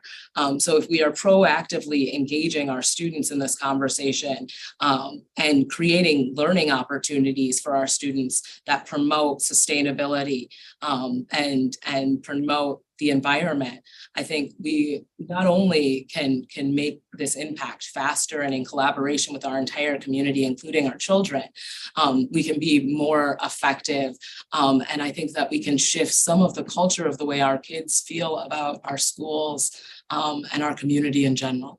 And so I'll leave it at that. And I greatly appreciate your presentation and all the work you've done to bring this to us today. And Chris, thank you so much for getting this on our agenda. Board Member Simcom, Board Member Pearson, I see your hands. Is it okay? I have a few questions and then I will turn it back and we can do another circle. Okay. First, I want to say I appreciate you coming before us, giving us these reports and doing this study to move us forward on a goal and a resolution that the 2019 board set. I think everybody, and I agree on the urgency of this work and the commitment of the previous board to do this. But I just want to say it was done as an idea. And this is the feasibility and the better understanding of the investment that's going to take us to realize that goal that was set back in 2019. So I appreciate you doing a study for us and coming back to us with scenarios for us to consider, because we really do have to weigh a lot of different factors as we are building budgets and we are looking at the feasibility of doing some of these projects in our school, and the scope and scale of these projects is what is sort of daunting to me, because I agree with our goal of getting there, but the idea of closing schools, and I don't think you're talking about closing schools for a day or two. I think you're talking about closing a school for a significant time in order to make this construction happen. So I guess when I look at these scenarios and you're listing the pros and the cons, one of the ways you wrote it was it would be a challenging timeline. I want to know, is it even feasible? Like, given what we're doing right now with our referendum projects and the scale and timeline you said would be necessary to even get started. is it feasible? I mean, that's my question. Challenging and feasible are kind of two different things to me. I can probably speak from the building services perspective on this. We know that these projects will take probably 9 to 12 months to construct in a single phase. So spreading this out over multiple summer periods will help to some extent, but also it may entail that we need to have 24/7 crews working on site. And because we have 2.5 months in each summer to actually access the building, we are not even talking about logistics of moving furniture out or preparing for the work. If we are given the opportunity to develop specific plans, we will be very happy to work on these. Again, tonight here we presented what possible options exist. We are not in favor of either one of them. We understand the complexities around them, and we as building services can't make the decision of what is the next step. We need to work collaboratively. Curriculum instruction with our financial department. We can't do it without Board of Education approval, without the vision of Dr. Jenkins. So this will touch a lot of departments in our school district. And I think this is a great way to involve even the students as a learning opportunity, because to Board Member Mulder's point, this is a great learning opportunity. And some of the students that will participate in it now will be at the end of these projects, hopefully with us drawing at the drawing table and designing and working on these projects, because one point we want to retire too, right? But we want to leave the school district in a better place that we have received. So I think we can all learn from this. I'm not going to lie that I haven't been doing geothermal projects all of my career, but I'm very happy to work on this. And we have 6 projects that we are almost ready to implement if we are given our opportunity, which I can't stress enough how much effort we have put in to be here today. And again, we are here to help and support the school district with our expertise and our knowledge, and we will continue to do that. But this is not a decision that we can make alone. We can't work in a vacuum. We need to work collaboratively to achieve these goals, no matter which route we take. Yeah, and I appreciate you saying that. And I think knowing that we have student groups and green clubs at our high school that are highly interested in this issue and highly motivated around this issue. I guess my question is, and in addition to the student groups, I believe that here in Madison and Dane County, we have a lot of community interest in how we would do this work. How do we see it moving forward? How do we collaborate with these groups or involve them? How do you see that engagement working as you move forward to develop an action plan? I believe that we need to start with creating a plan within the school district of what is feasible, what is doable, how we want to approach it. We will be a large player at the table because we have technical expertise and the know-how to do these things, but we can't do it alone again. And we have been in contact with many local organizations. Going back to plastic and recycling, there are some pilot programs in a few schools in the school district about recycling and streamlining the recycling, specifically around food and nutrition. We did have a few meetings talking about how can we actually implement this in the buildings that we are currently designing to be green or to have carbon neutral footprint. How can we have a 360 angle around all of this, not only going green with electrical, but also with our heating system, or about recycling. This is a major piece, and if we start early on and create that culture, then we will achieve, because we can't achieve being green if we as individuals and our students and our families and everybody who touches the school district in a way doesn't share the same vision and the same shared values. So I think we can both educate and learn in this process as well.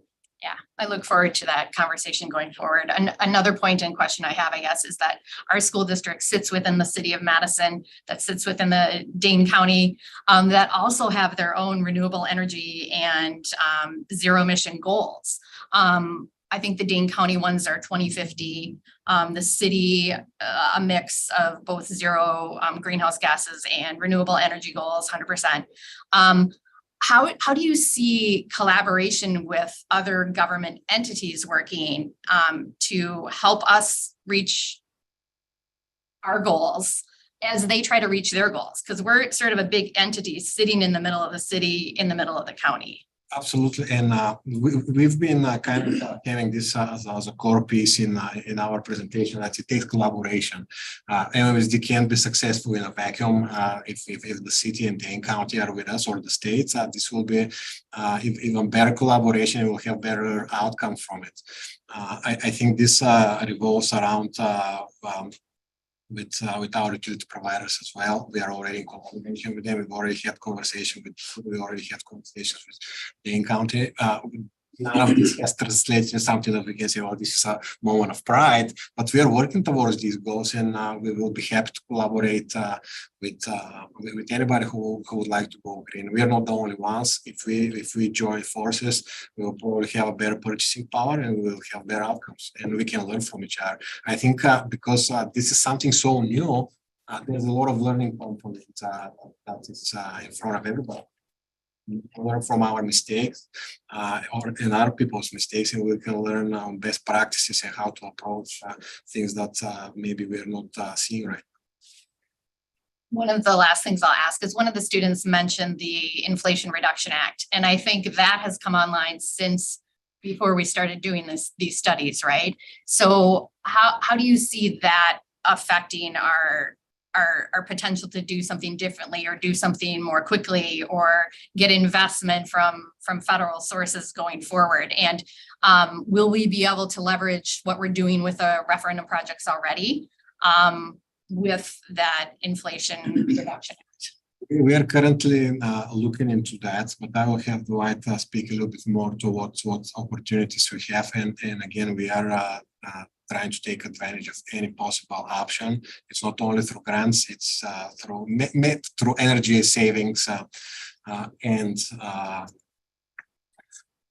there are certain projects that we're working on. We don't have anything to share yet because they're still in developing stage, but we are looking into any possible option, how we can implement things that we don't have currently in our budgets. And again, we are not the financial department to speak about investment, but certainly through federal grants is a way to achieve that, and I think we'll share that.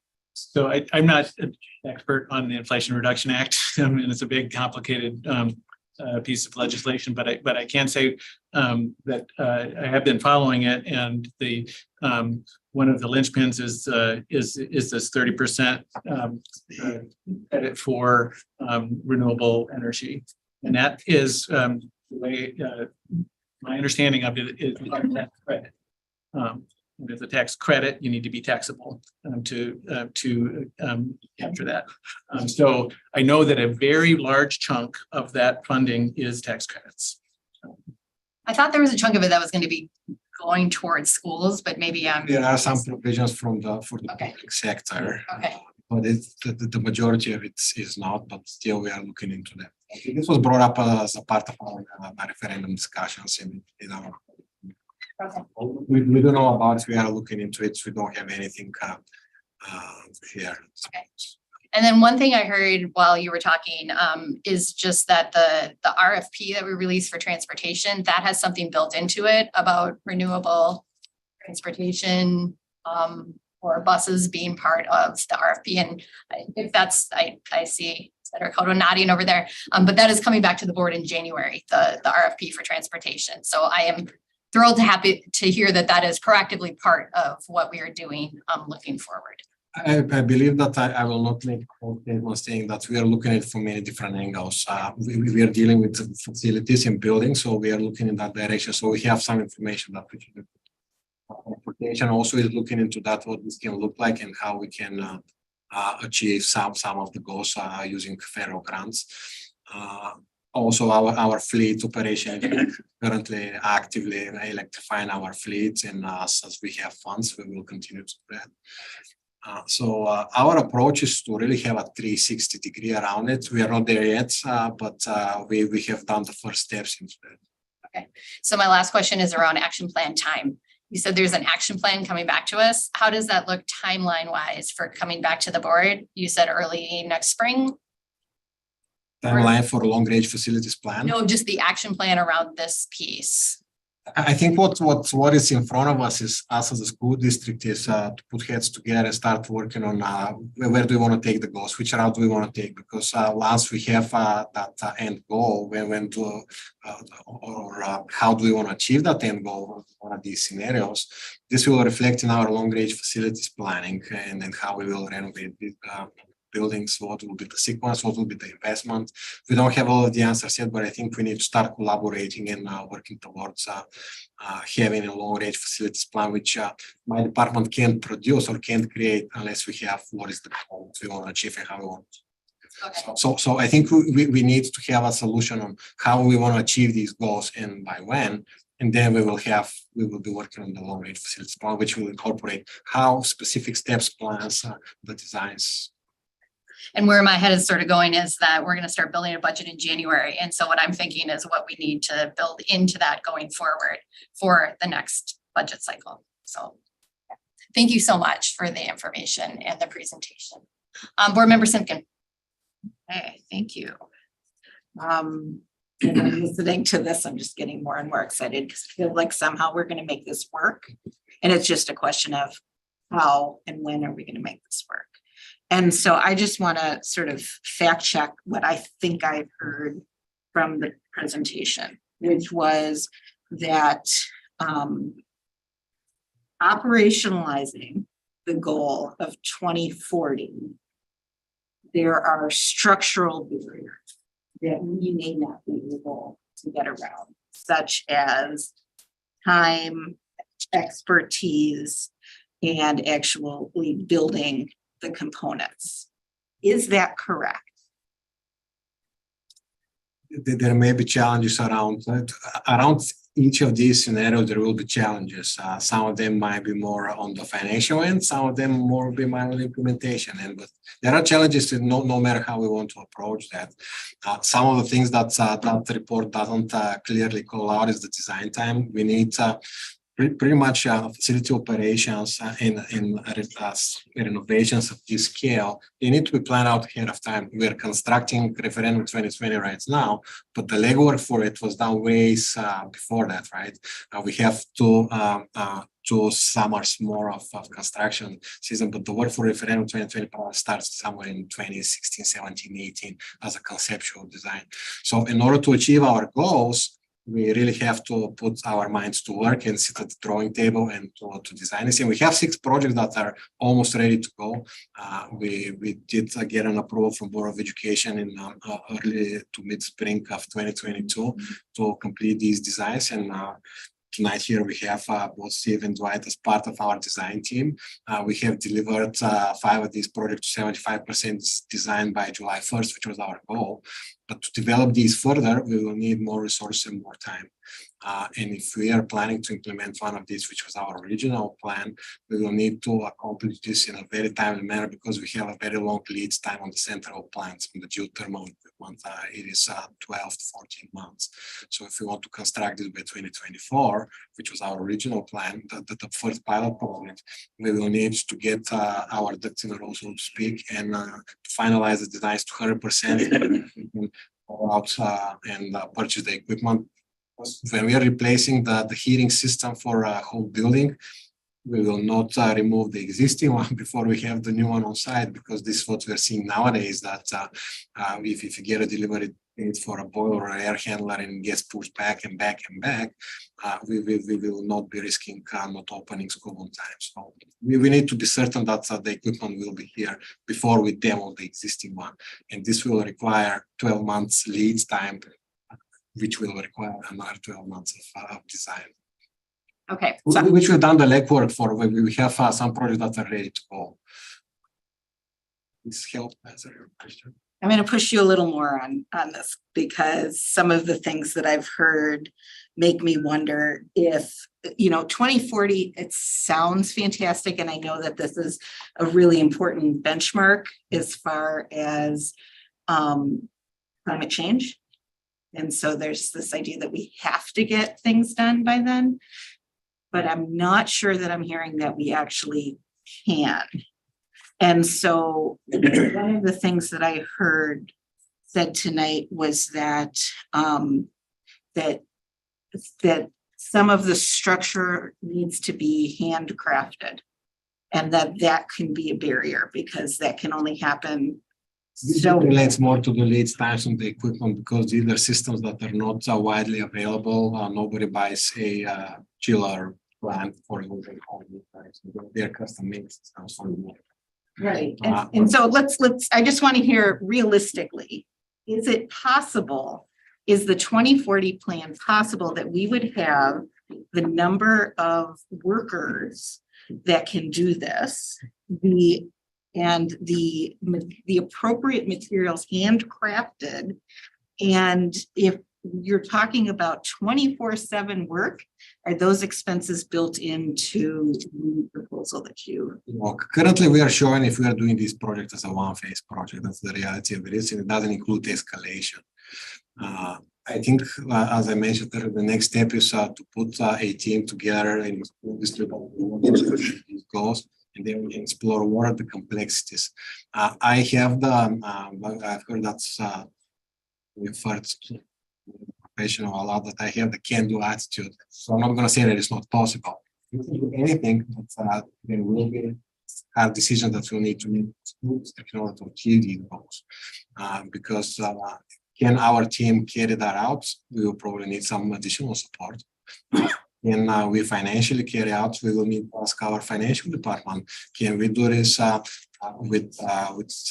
without clothing any portions of the school? It's probably no, but we can work with curriculum instruction of what this may look like and how we can stage it so that we are successful in this project. Our goals are very ambitious and we are not afraid of hard work, but we don't have all of the answers now. These are a few options, but they all have pros and they both have cons. And I don't know if we know if it's feasible or not until we ask the vendors, ask the suppliers, hey, we're looking at this goal.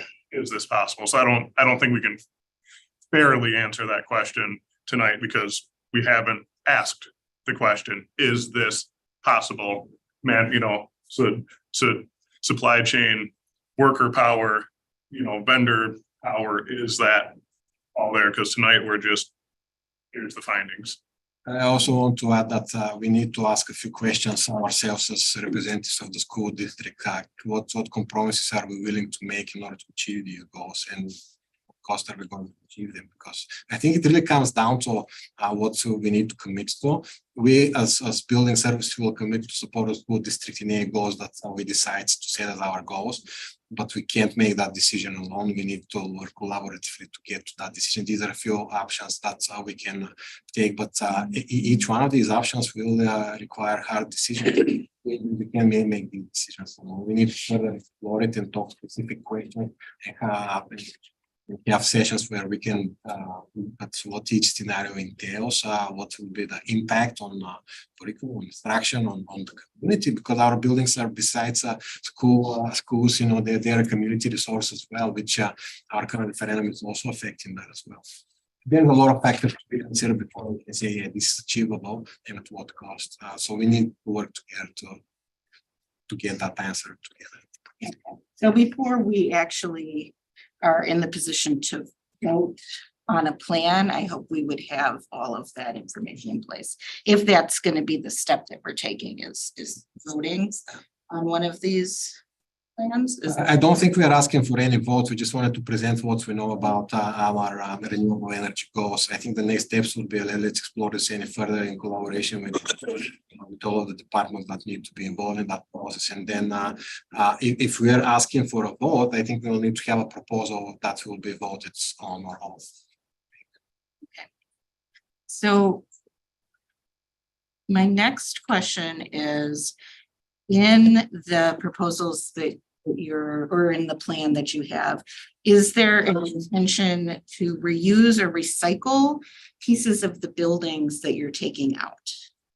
We currently haven't made any signal. We are making renovation plans, but they are just to convert our existing buildings to geothermal system. So we are using as much as possible, because if we demo everything that's in the existing buildings, we will be looking at totally different numbers, right? As far as costs. So Our philosophy is that we recycle, we reuse as much as we can, but also I think a discussion for long-range facilities plan will involve a more space planning and projections for enrollment, and it's a more of a complex method that we haven't explored in depth yet because we're not really sure what our goals. We know what our goals are, but we are discussing right now our possible options. I think we need to find a resolution for that, and then we'll be talking about how much of our buildings may be feasible, be retrofitted, and how many may needs to be, rebuilt from scratch. And like now, Mike had mentioned it in his part. So the LED lights that were in the high school that are still usable, we didn't throw in the dumpster. We have them at building services and storage at Tompkins to go in other schools. So we're not just throwing away something that only got put in a couple of years ago. So I would, we're going to keep, and always have, we're always going to keep doing of like, hey, this isn't old. We can still use this, and maybe it doesn't get used today, but it might get used next week or next year. So that's something we've always done, to keep costs down, basically to keep costs down and, make everything as green as we can moving forward. Most of these costs are the mechanical, electrical, plumbing infrastructure of the building. And no one's going to want a 60-year-old pipe replaced somewhere else. So this is pretty much all replacement that's not usable, really. But much of the piping is recyclable. Yeah. And would be, and is recycled. There's scrap value.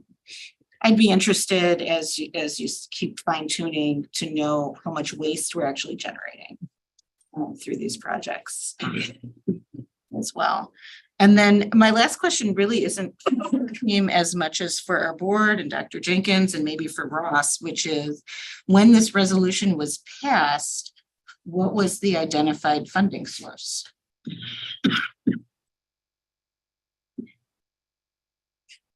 Ross, So I would say from the beginning that this type of investment we're talking over $500 million potentially in today's dollars. The only path to really entertain the full scope of this would be a referendum resolution to identify most of that. The idea that we would be able to identify and secure grants to this amount would not be sufficient enough to cover the cost of the scope of what we're talking about. So we would have to be looking at a referendum discussion here. Okay, so I would assume that would have to be built into our timeline as well, because we have to secure the funds. Is that something that is worked into any of your timelines? We haven't explored the option for referendum because we are not the referendum specialists. We are on the implementation end, and we can provide our recommendation for what is needed and be part of the design and the construction. But I think the referendum discussion can be a larger school district discussion. What is incorporated in our plans is that we have a few projects that are ready to be implemented or almost ready to be finished this time. We are hoping that resource will be available, and we will work collaboratively with our financial department on identifying resources before we open discussion for referendum. We did have some plans around using SR3 funds to build this project. I think we still need to discuss this more in detail in order to include it in our plans. So I just want to say, I think, like, as you directed that question, both at Dr. Jenkins and the board and the team, I appreciate Ross coming on and saying that we would most likely go to referendum for some portion of this, but I do think that we have to do our due diligence and identify every possible source of revenue before we go back to the taxpayers. And I do think that there is a philanthropic element of sustainability. I think there's a lot of people who are deeply interested in investing this way. I think there's a lot of folks who are interested in donating in the interest of sustainability.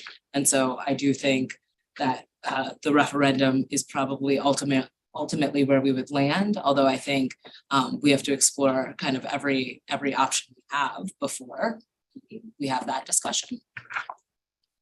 And you had asked specifically about 2019, and that's why we definitely wanted Ross to respond. And I appreciate Chair Moulton's comment, but this is multiplicative. It's bigger than just the district.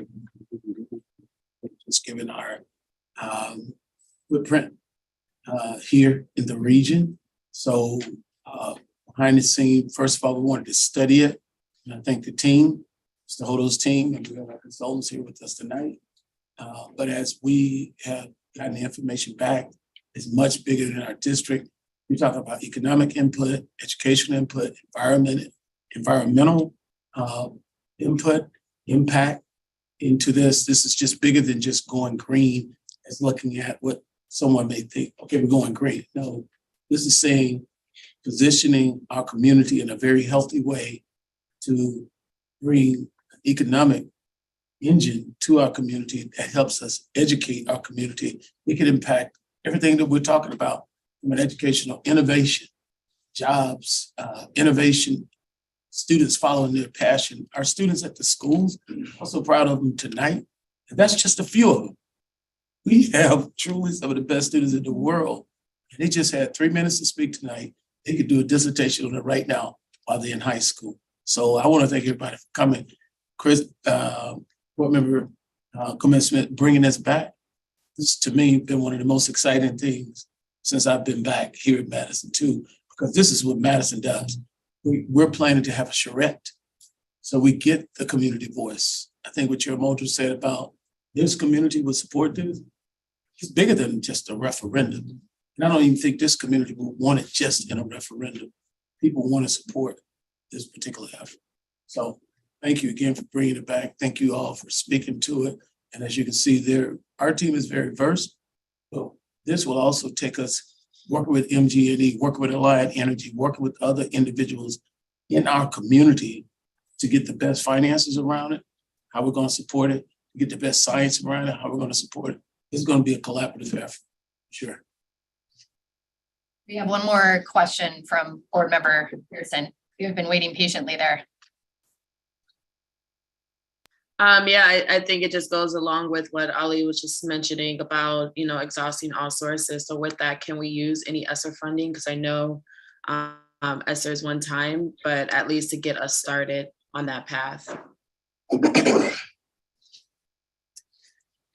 I'd just like to say the scope of this grant was basically to study all the buildings and tell you guys what it would cost to do this work. And we're trying to answer these questions, but it really wasn't in the scope to figure out how everything's funded. So that's, once we move on to the next step, everybody in the district's gonna be involved in that, whether we go to referendum or how we're gonna fund this thing, but really wasn't the scope of this initial report to you guys. No, I appreciate you saying that, but my question still stands, unfortunately. I mean, even if it doesn't necessarily attach money to an actual project or to an actual specific action, are we still able to use ESSER to get us started, especially with some of the timelines of 2024? And can you clarify, because I think we did invest ESSER funds towards those the HVAC projects? Yes, I was going to leave this actually for the regular board meeting because we actually submitted consent, but I think this will not be happening. So yes, we did identify projects that we can commit on ESSER funding, but I think we need to continue to work with our financial department to identify if it's still a feasible option this time. Okay, yeah, no, I know that we use a lot of money for HVACs, which gets to just my last question. And thank you for that answer. And I look forward to hearing more about it if we can further use other funding. Is that I know this goes back to Nichelle's question around some of the projects that we already have. And I heard that there's a yes and a no to it. One thing that I would hate to happen, and I know we're getting kind of far in the projects itself, but one thing I would hate to happen is that we're investing money and then have to reinvest to update things. And I guess I'll just make it a comment instead of a question because I want to move on to the next topic. Yeah, I just would hate to not ensure that with the path that we want to move in, rather we are already doing like we just did the report and we just did the analysis of what this might look like to get us to where we want to go. But we kind of already knew where we kind of wanted to go and already knew where we wanted to go. So I'll just say that I would just hate to see us not make sure that we are moving in that direction with the investments that we've made in updating our schools and such. So yeah, that's the other comment. So we can move on. Thank you. All right, thank you.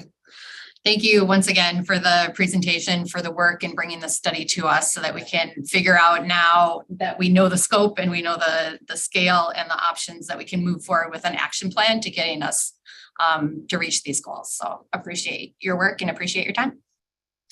And Michelle has one more comment. Well, I think my comment is just for clarity, because I heard several times tonight the team saying once we've made a decision, meaning the board, it sounds like the board has helped to set some clarity.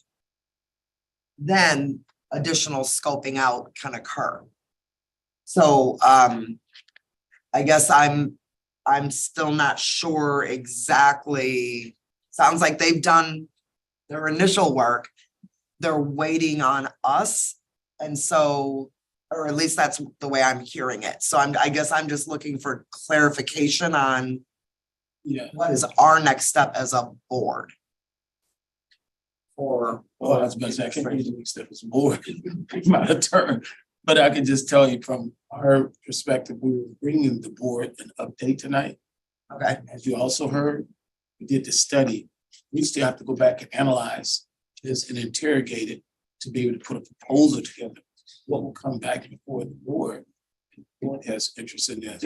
It's going to be a proposal. By then, we would have collaborated with necessary entities to bring forth a plan that could say how this could really happen. You had scenarios tonight, right? Not inflationary costs, and we all just went through this, right?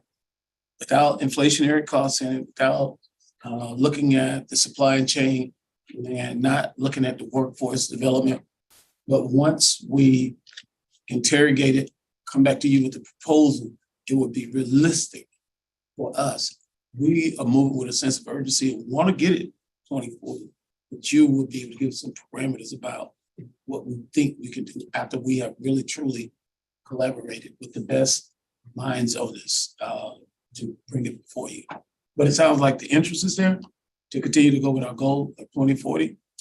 From myself tonight, I'm leaving it. I'll just interrogate that with the team and then hear from each of you, what does it mean? And then try to come back with a realistic time. Yeah, and I just want to make sure that we understand that we want to look at whatever year we get to that goal, the goal that is most feasible for the district to get there, and how we are going to, how the board is involved, how the community is involved, how the district is going to bring those plans back. So I guess my question again, following up with Michelle's wondering is, are you coming back to us? I mean, I guess we're looking for a ballpark. Are you coming back to us in March of 2023? Are you coming back to us in June of 2023? Like, how much time do you need to go away and come back to us with an action plan for this, realizing that you have a larger long-range facilities plan that this will be part of? I think we need to come back as soon as possible, but I can't speak to the availability of other departments. My department is under current referendum, which takes a lot of manpower. We have 6 projects.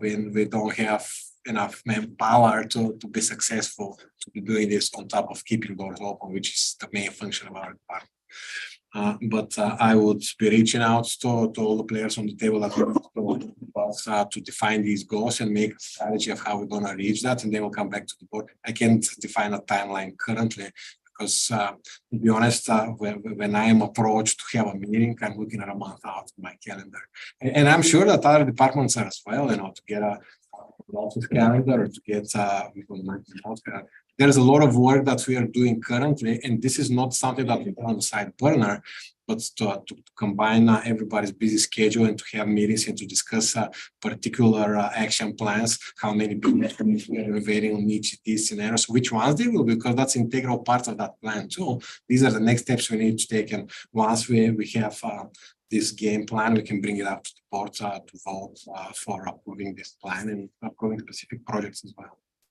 Because it's a partnership, let me follow back up with the board, because we are going to be looking to work with the city, work with the county, work with all entities who will be involved And then we can calibrate, because it's not just even about our department. We don't have enough, a large enough department to be able to try to accelerate this on the referendum. So once we talk to the other entities and coming back in January, we'll be able to give a realistic timeline to you. We should be able to put things together, more likely with the long range facility plan as well. But to say it to you tonight, I don't even have enough information to make an intelligent recommendation to you. So I guess in terms of where the board has this work or how the board holds this work, I think we can have this conversation in multiple ways. So I greatly appreciate the work of this team and the way that you all showed up this evening. I think the part of this conversation that we have to have in terms of initial investment is a conversation we have to have with Ross about our 2023-2024 budget. And we're going to start that conversation in January. So I think this is going to piece together with other conversations. And I do think at some point, the board should be clear about which metric we want or we think would be the way to meet the goals based on the scenarios presented. Because I think that would also help the team scope out the work. So, sounds good. Thank you. Thank you.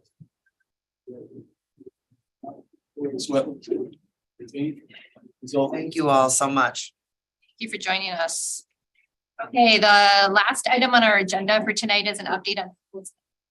We have Gina Aguglia, Director of Cross Systems and Critical Response, and Cedric Morris, Director of School Security Services, joining us to give us an update on their continued work with our schools and across the district on school safety.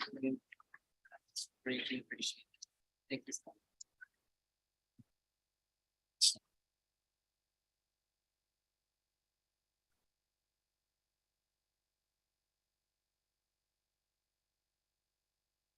All right, welcome. Thank you. Thank you. Yep. Good evening, everybody. Again, my name is Cedric Morris, Senior. I am one of two directors under the Office of School Safety. And my name is Gina Aguglia. I am the other director in the Office of School Safety. Next slide, please. All right, our office, one thing we wanted to point out on this slide is our website. MMSD.org/safety. We're really excited about our new website. Our website talks about all the things that we are doing around safety. One of the highlighted things that we strive to create a learning space where all scholars can thrive. That is our goal. It aligns with our strategic framework goal number 2. With our vision to create a learning space for all scholars to thrive. Next slide.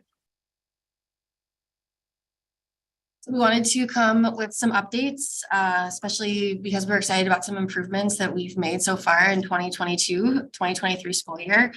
First of all, we've really worked hard to improve our data collection process. So we've significantly improved the way that we're collecting data as well as how we're working with our other departments to gather data to really make sure that we're synthesizing it and understanding it and not duplicating different parts of it. So we're really looking forward to how our data is going to look, because we really feel like we've gotten to a good place of how we're collecting it. We also have improved our collaboration with our building leaders. We feel that we've been working really closely with our school teams and school principals to help them with determining next steps when they're faced with any kind of situation that involves school safety. We do a lot of crisis intervention and prevention with them, and we think that that has been an improvement. Next, we have, not the next slide, sorry. Oh, wait, one more. Training for school-based critical response teams. We're also, through our Stop School Violence grant, are training all school-based teams in threat assessment, violence risk assessment, and mental health crisis response. Also collaborating with community responders and resources. We'll talk more about that later on, and also creation and distribution of emergency protocols. So which we'll get into later as well. Next slide, please. Just to share a little bit of our data, this was last year's data. This is 2021-22 school year. And this was calls from our school buildings to 911 or non-emergency. For the entire school year, we had 610 calls. By October 25th of 2021, just a snapshot in time, we had 131 calls. So we have definitely improved our data collection processes, as well as wanting to just show our data in general. If you want to go to the next slide. So this exact same time, October 25th, 1 year later, we're at 71 calls. So that's an 11% decrease in 911 calls. And if you'll notice, 50% of those calls are false calls, which mean that a student was playing with the phone, or that a staff member accidentally dialed 911 using the phone. And so just making you all aware that the significant amount, we are significantly reducing the amount of 911 calls that we're making. Next slide. All right, this slide talks about 2021, 2022 school year and 2023 around our critical response calls, critical response incidents rather. As you can see in 2021, 2022, the number of calls in October, obviously we completed this slide in October. So we did it based in October, 103 calls reported by October 25th. And then 2022, 2023 school year, this year, 156 incidents, 2025 or October 25th.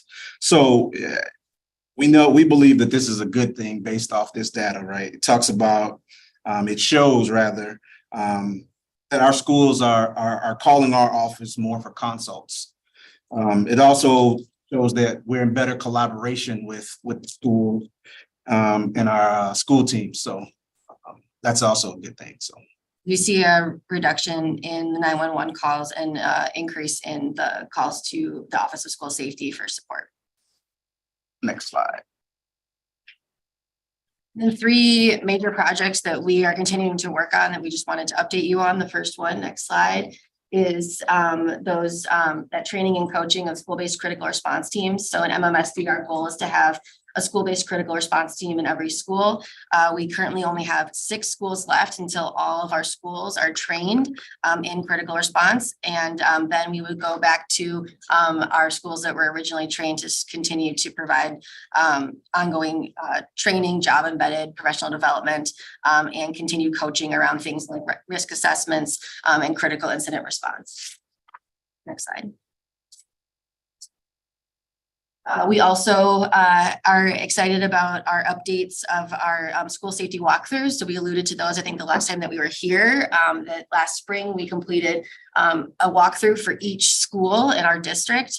It consisted of a 141 item checklist, as well as a pre-conference, a post-conference, and several different meetings with school leaders, as well as individual school staff around three major components of safety. We broke it down into human, infrastructure, and technology.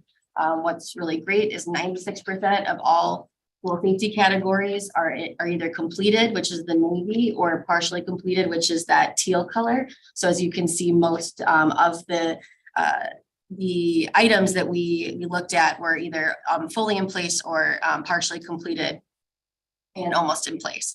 Our next steps will be to continue to work with schools on updating their specific school-based safety plans. And then we will be working with cross departments to update our district safety plan as a whole. All right, and last slide is, talks about our safety protocol updates.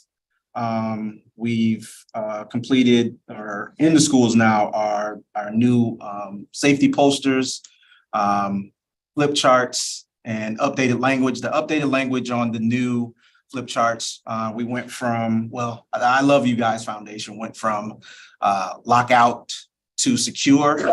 And the reason why they did that was some confusion. So what they did was change the language to secure. So we have updated posters which have been delivered to most of the schools, right? And then the flip charts are ordered, and so we're waiting on those. We've also completed go bags that are in the schools right now, and safety drills in the schools are underway. We have completed, as of today, two high schools, East and Memorial, For their lockdown drills. And that is it. Any That's our update. Right. To see everyone, does anybody have any questions?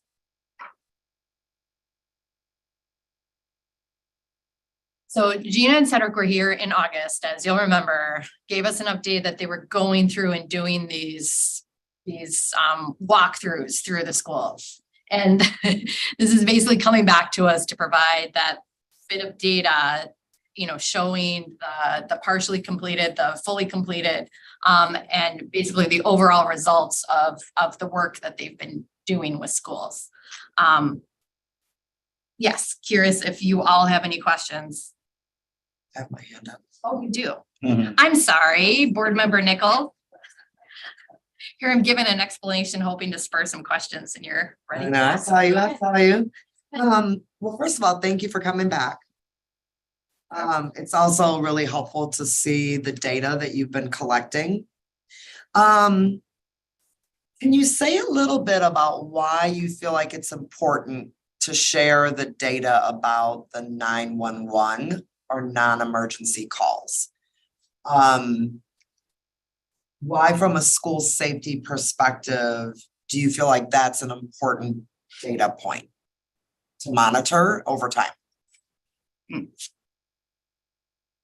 I think we both can agree that we're constantly wanting to figure out ways to support our schools around safety practices, and collecting data around when schools are calling 911 does kind of equate to our schools safe. And, because anybody is able to contact 911 for any reason if they feel unsafe. And so just seeing the reduction in those 911 calls, and really seeing that increase in our school teams calling and consulting with our office. We have a 24-hour crisis line. We won't give it out, but we really do utilize that a lot to work with school teams, so that they're calling us to consult, to have that opportunity to pause, to talk things through, and then determine whether or not we need to involve police, instead of just going right to 911. Of course, in any kind of imminent situation or emergency, Be encouraged to call. always call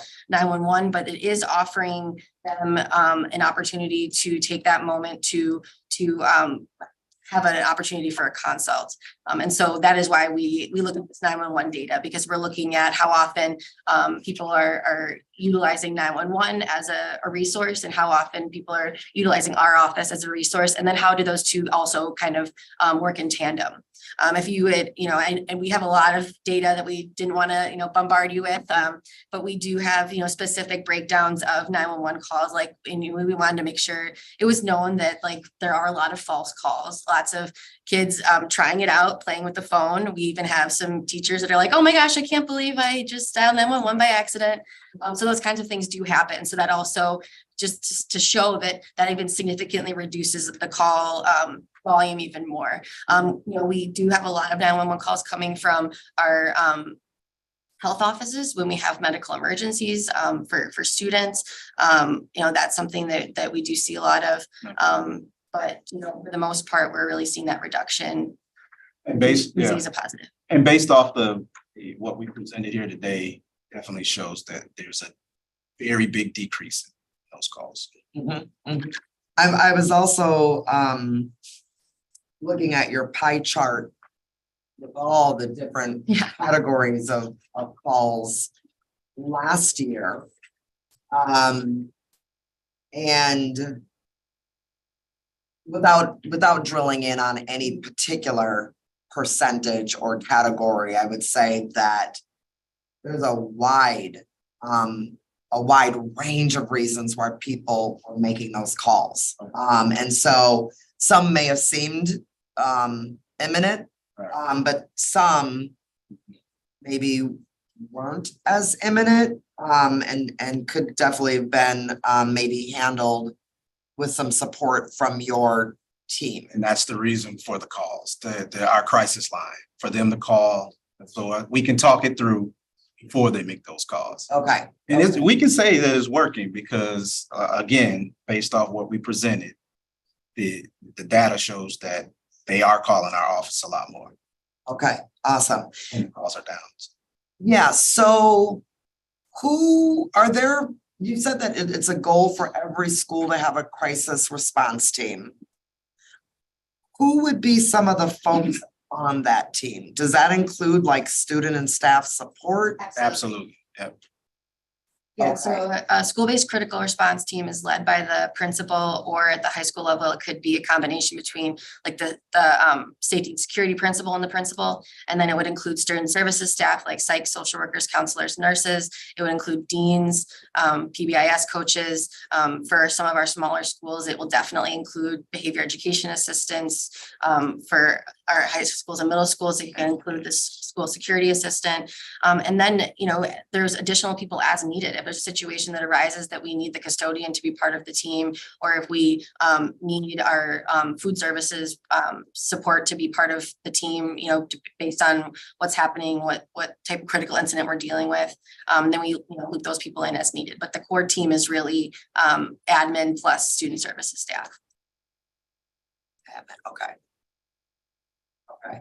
And so what I'm assuming then is, since every school has a team, when there are other things that might feel like an escalated threat of some kind, and maybe I shouldn't use threat in that way, but there's something happening in the school that has, it feels like a threat of some kind.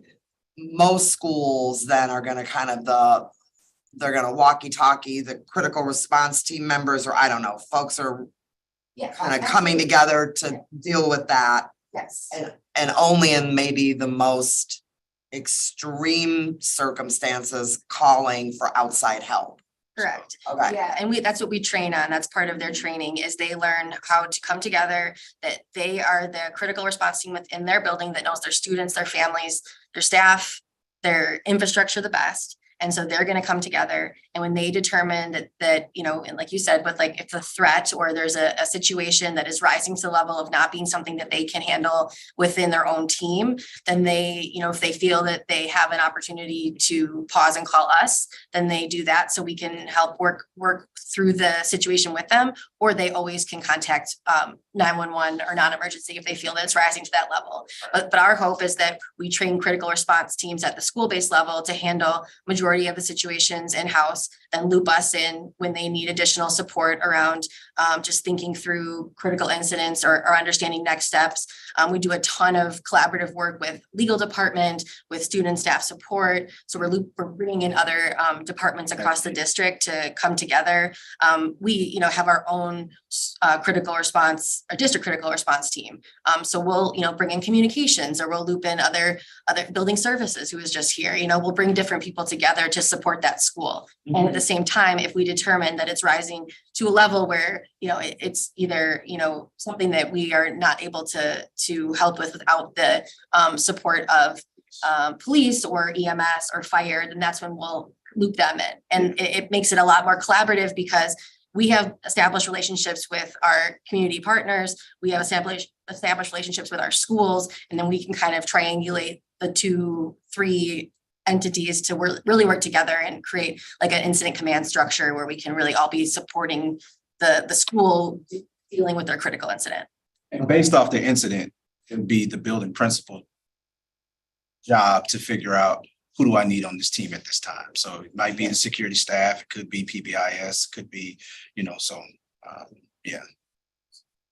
Okay, so, but the schools aren't told not to call 911. Absolutely not. They have to call you first. Absolutely not. Okay, so they still are making discernment based on what's going on in the moment. Yep.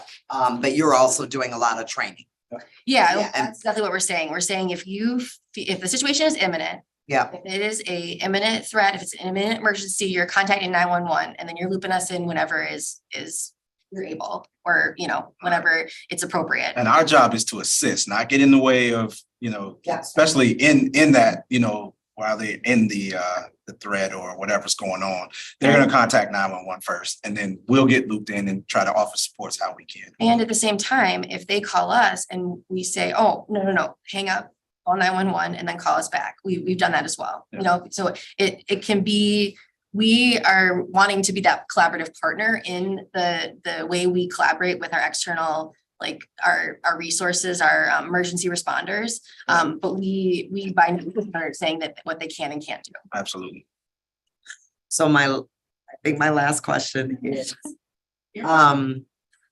when there is a critical response in a school, usually you have a fair number of students and staff who have witnessed it, been impacted by it, and it can be pretty unsettling. Yeah. I'm curious, what is the collaboration, or is there any collaboration with a restorative team? Or kind of what's the aftercare to critical incidents? So, yeah. And it depends on the situation, right? Yeah. So we do debrief afterwards to figure out who do we need to pull in, whether it's communications, it could be counseling, the office of school, Student staff. student and staff support, right? So it could be that department as well. So we come together, figure out, hey, what happened? Just kind of dissect the situation and figure out who do we need to pull in, whether, if students need counseling, then we pull in, counselors, if, students, any other kind of supports that, whether it might even be some of the outside agencies to help with support. So based on the incident, that's how we dissect it and debrief. So.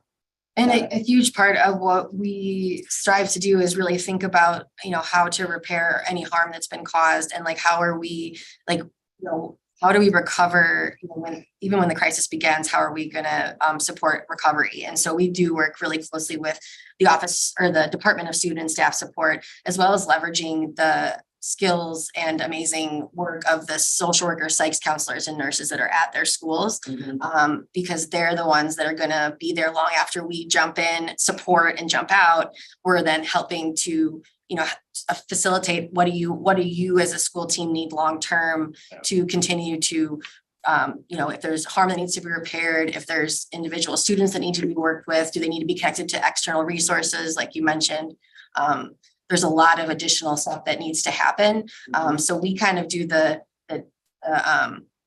we neutralize whatever's going on, and then we attempt to get that connected to additional resources so that we can continue to support our students long after, the crisis has been, mitigated, because kids are, they're going to come back. They're going to continue to be in the same spaces with other students, with other staff. They're going to have experienced stuff in the community and come back. So we need to be constantly making sure that we're creating places for them to feel like they can process through what happened. And one of the things that we started last year was home visits. So even after, something happens within the schools, I think maybe twice last year, maybe 2 or 3 times we went out to debrief with the family and offer any other kind of supports that, they may need, whether it's internal in the schools or external in the community. So that's one thing that we're offering as well. Awesome. Regarding the safety plans, this is my final question. I know a lot of work has gone into doing the walkthroughs, And you said like doing the look fors on a variety of, I don't know what you call them, categories or indicators or. And as I look at the slide that has the bar graphs with us, the human, the infrastructure and the technology. Yes. Yeah. Can you just say a little bit more about what is that? Yeah. And then if it's more complete at a school level, what is that an indicator of? What is that telling you? From a kind of a school safety or risk assessment? And if I hope I'm not putting you on the spot. No, I think again, depends on the school. It could be, elementary, middle school, and high school. I guess it all depends on people within the building, if that makes sense, right? Like. So what is the human part of what does that mean? So in these, we do have it broken down even more. Just wanted to provide at least a broad, so human would be all the ways that we look at safety from a human perspective, which would be like, is your student service, is your critical response team in place? That would be, the humans coming together. Do you have a lunch supervision plan? Do you have recess recess plan? Like how are the humans coming together? How do kids, if they have a safety concern, how do they access support in the building? So that's the human part. Infrastructure, infrastructure would be all the building based stuff. So are your doors working? Are your cameras working? Do you have bathrooms? Do you have a 2-point entry in the front of your school, stuff like that? And then technology would be all of the technological things. So are all your phones working? Cameras. Are your phones in places where kids aren't going to dial 911 by accident? Okay. So and it's broken down, and then within those 3 categories, there's 141 different check marks that we are not check marks, items that we check off as completed in place, partially completed, or not in place. Okay. And you all are doing that like every fall with the schools, is that right? Or no? It's supposed to, so through the 3 years. states every 3 years. So we completed it this spring. Okay. And then are you tracking for the schools that had some partial or not in place? We debrief with the principals afterwards as a team, just to talk about what we need, And that's something we'd like updates. to do with, more time, would be to go back and Update. and talk with the principals and say, hey, these are the 4 things that were not completed or not in place. Where are you at? Yeah. Okay. And are those safety plans on a school website? Are they accessible for a parent or? We will have a forward facing, like a district safety plan that parents can see, but we want the schools to be more specific. And we do know like best practice would be for specifics around just like maps and access. We want the school to have that be their own specific information. Right. So, but no, I don't think we should put information that would risk a school. No, absolutely. Publicly. And while you don't want to do that, you still want families to feel assured, right? That this is a bad analogy, but you've all heard the analogies of like a childcare center that didn't meet its certification, right, from a city or state numerous times in a year, right? Or they were written up with violations, but the parents never knew that. And then something happens at that childcare center and a child's well-being was completely compromised. So it's a bad analogy, but it's like, no, it makes a lot of sense. I'm just wondering, like, we have a lot of data. I think it's a matter of working with our research our data department about how do we like present it to you? Because I think right now we have a lot of it. We presented a whole bunch of it. Definitely, we're told to pare it down a little bit. So I mean, we're happy to figure out a good way to present it.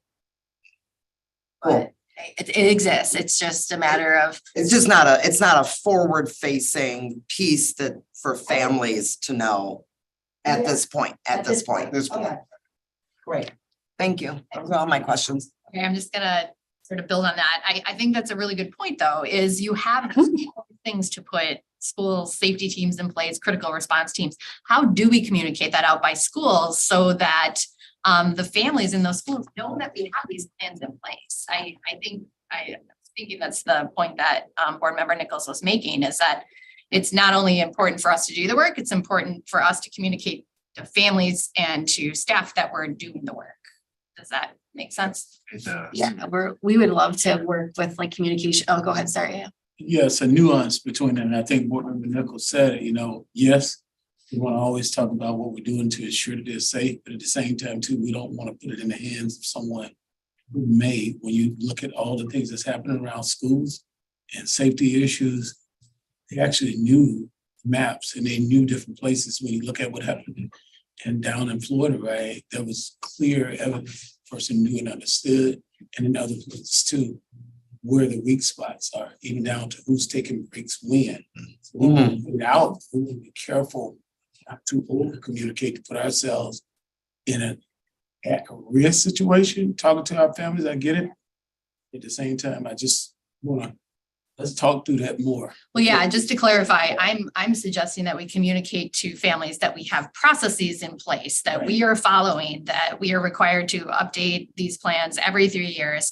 We have these teams in place, both at the school level and you at the Office of School Safety available for these types of consultations. And I just think that's a really important thing that we have in place. So I'm not suggesting we communicate out plans. Yeah, okay, I like that. We do have 100 book. Yeah, when we have 100-page district safety plan that does share like really specifically all the different like how we go about doing all different types of safety around like evacuation, sheltering, traffic safety, in broader. But then when it comes to specifics, how is the traffic plan at Leopold? That's something that we want Leopold to be able to, right? But we want the families to know that it exists and that it's there and that we're monitoring it. Yeah. And I mean, having looked at that district safety plan, it includes things like weather, it includes things, I mean, it's a whole range of things that are, that we need to consider and do at both the school and the district level. Okay, Board Member Castro, I see your hand. Yeah, thank you. I just also want to try and get us to remain grounded in the governance role, not managerial role. Our principals have a huge role to play in this in terms of knowing the unique circumstances of their school communities and the types of communications that are most effective for the families that they serve. My questions are regarding some of the large investments that we made, particularly mental health. How has our commitment to mental health and wellness promoted safety? And then I'm wondering if you can talk about schools that are perhaps outliers in terms of 911 calls or issues.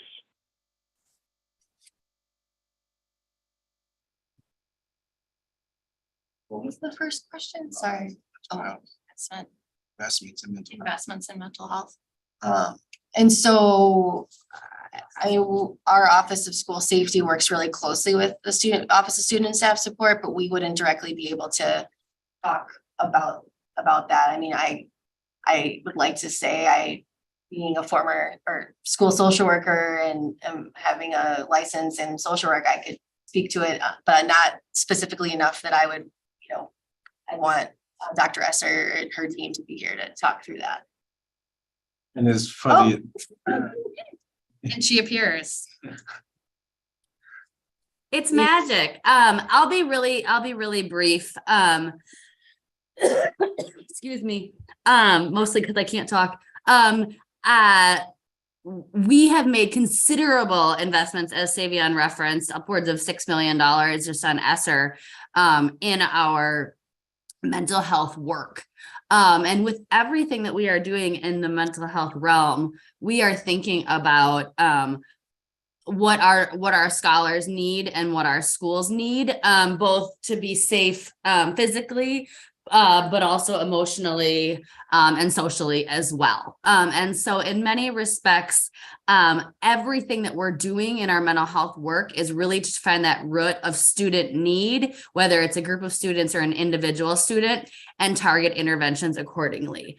And so if we have students who are engaging in unsafe behaviors, we have assessments and we have mental health resources or interventions that we can apply in that moment. I don't have a good I don't have correlation or causation data handy, but generally speaking, I can tell you that in places where we are intentional about our assessment and intervention, we are seeing decreases in student behavior just in general. Thank you, Leah. Okay, thank you. Yeah, and just to underscore that point that there are direct correlations between student mental health and school safety.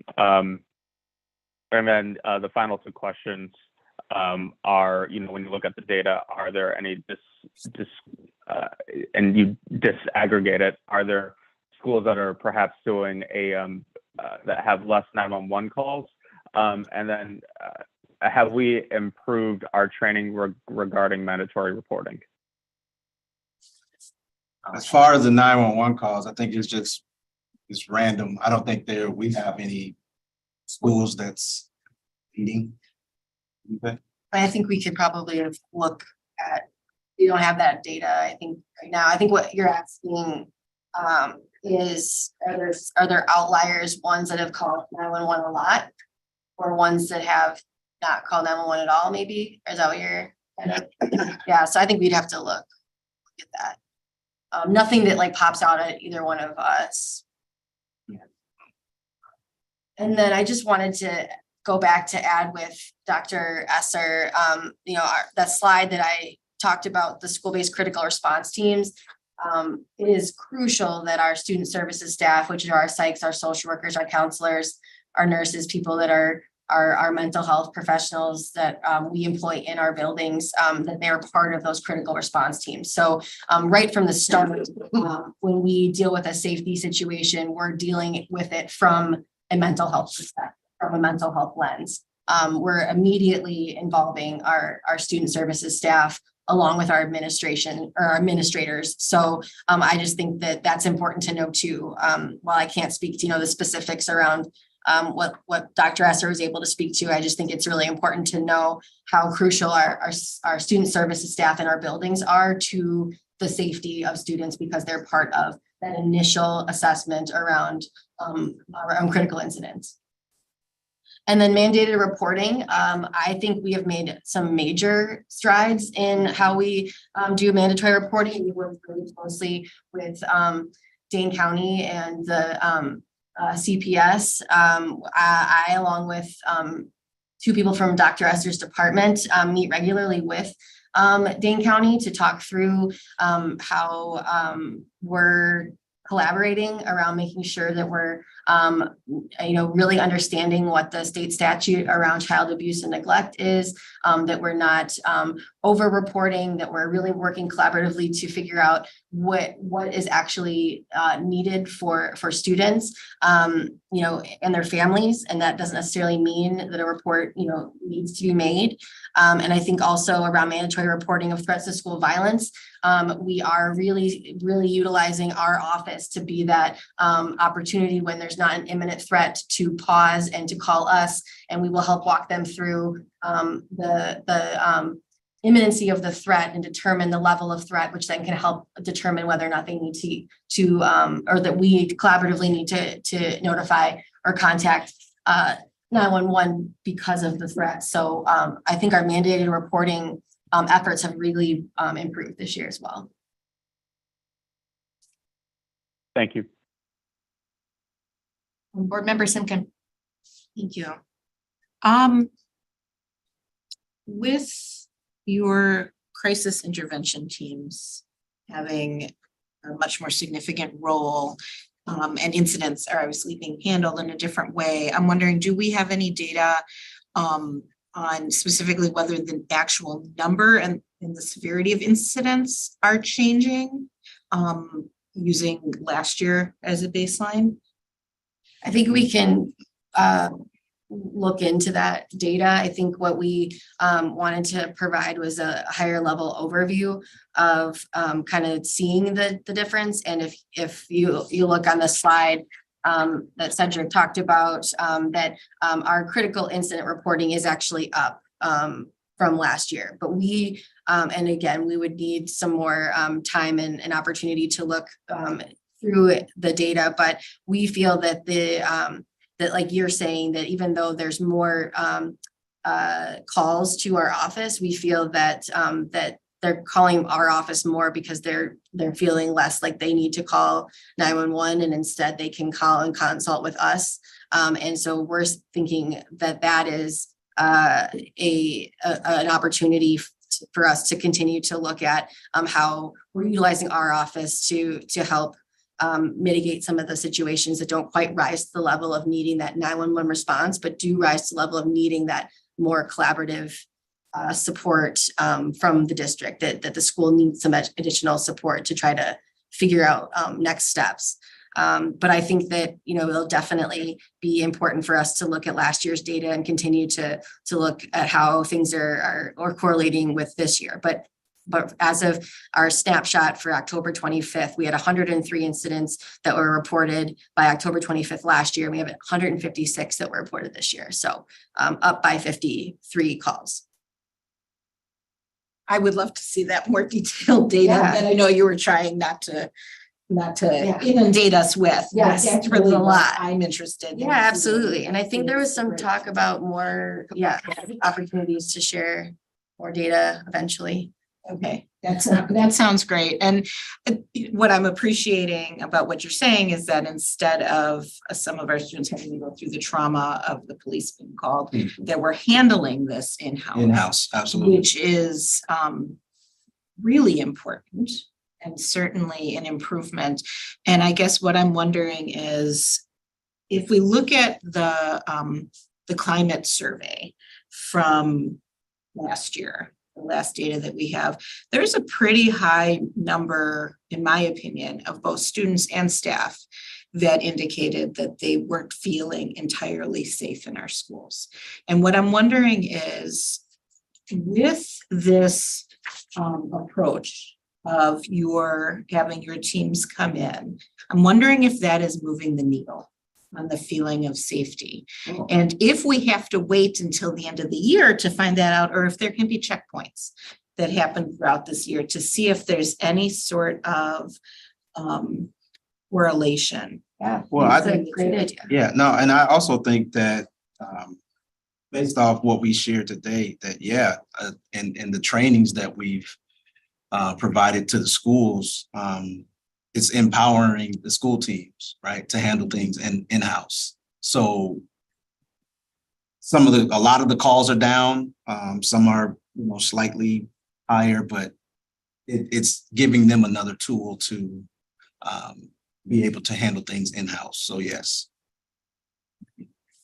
And then my last question actually goes back to the beginning of the meeting 3 hours ago, which was a parent speaking about her child feeling like she was in a school where she couldn't maintain her own, I'm putting words in her mouth, but sharing that the child was having trouble maintaining her own safe behavior in that school.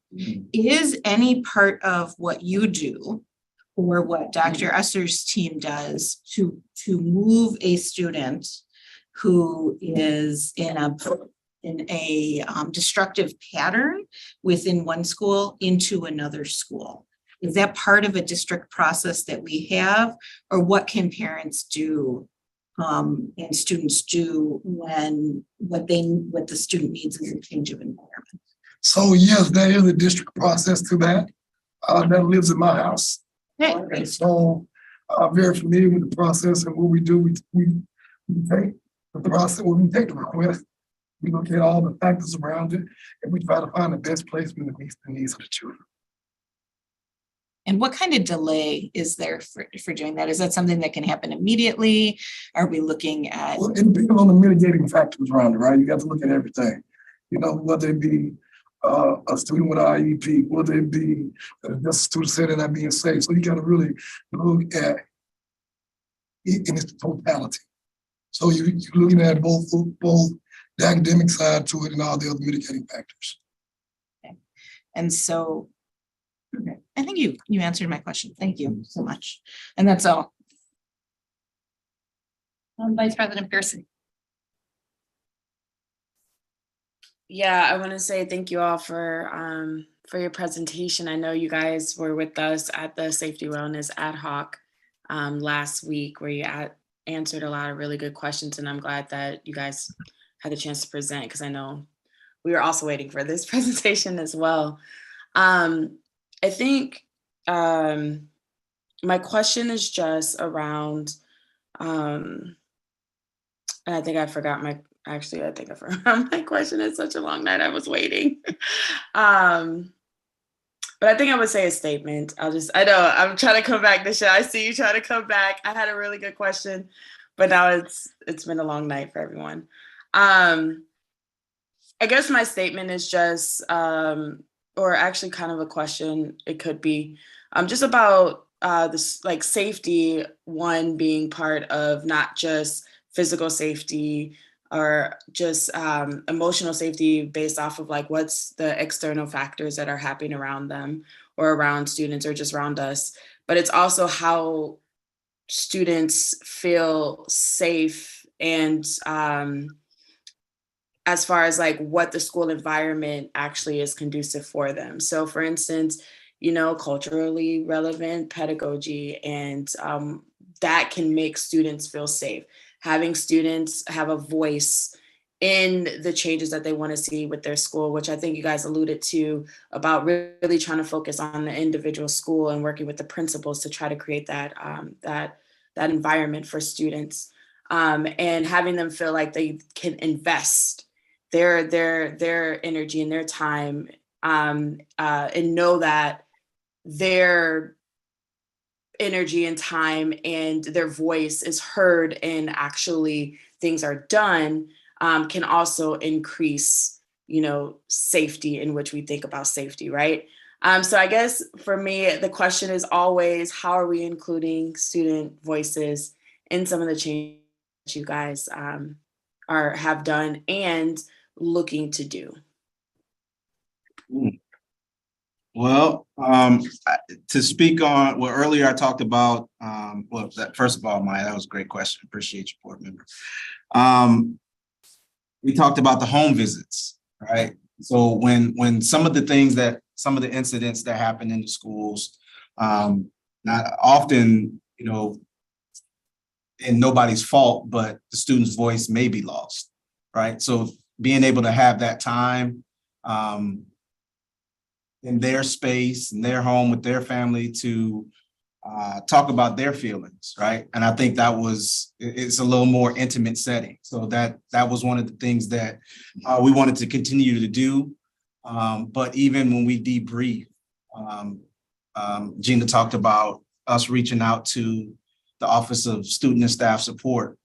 We always, hey, is that, do we need Leah's team to be a part of this to make sure that if it's a staff incident or student, that they are getting that support as well. So that's always on the forefront for us. I think also we know that that safety also in school starts with relationships. Mm-hmm. And so the more that we can really foster those solid relationships with the adults in the building and with kids, the more likely that our students are going to feel safe, and they're going to then use their voice to continue to push us as adults. I think that that's something that that ad hoc committee that has done. We both have talked just about the amazing youth voices that are in there, and we've taken a lot of what the youth have said in those spaces and really brought it back to our office and to our other groups that we collaborate with across our district to really think about how we can continue to do, the work that we're doing in a way that's uplifting what they're saying and what they're wanting. And so I think that, just continuing to have spaces like that you're a part of Board Pearson's really great, Board Member Pearson. But I would still go back to really leveraging those relationships and going from there. Yeah, I appreciate you speaking to that because I do think the relationships that our students have with our staff and vice versa are super important in maintaining what one may feel as though would be safety, right? Like making sure wherever you are in the classroom or anywhere in the school setting, that those relationships we're able to make sure that that's happening on that front. I kind of remembered what I was gonna say or ask, but part of the safety and wellness ad hoc, we had sent out a survey, and I know it's not directly related to your presentation, but I think it is indirectly related to it because a lot of the information that will be coming back to that committee will hopefully be shared with you all.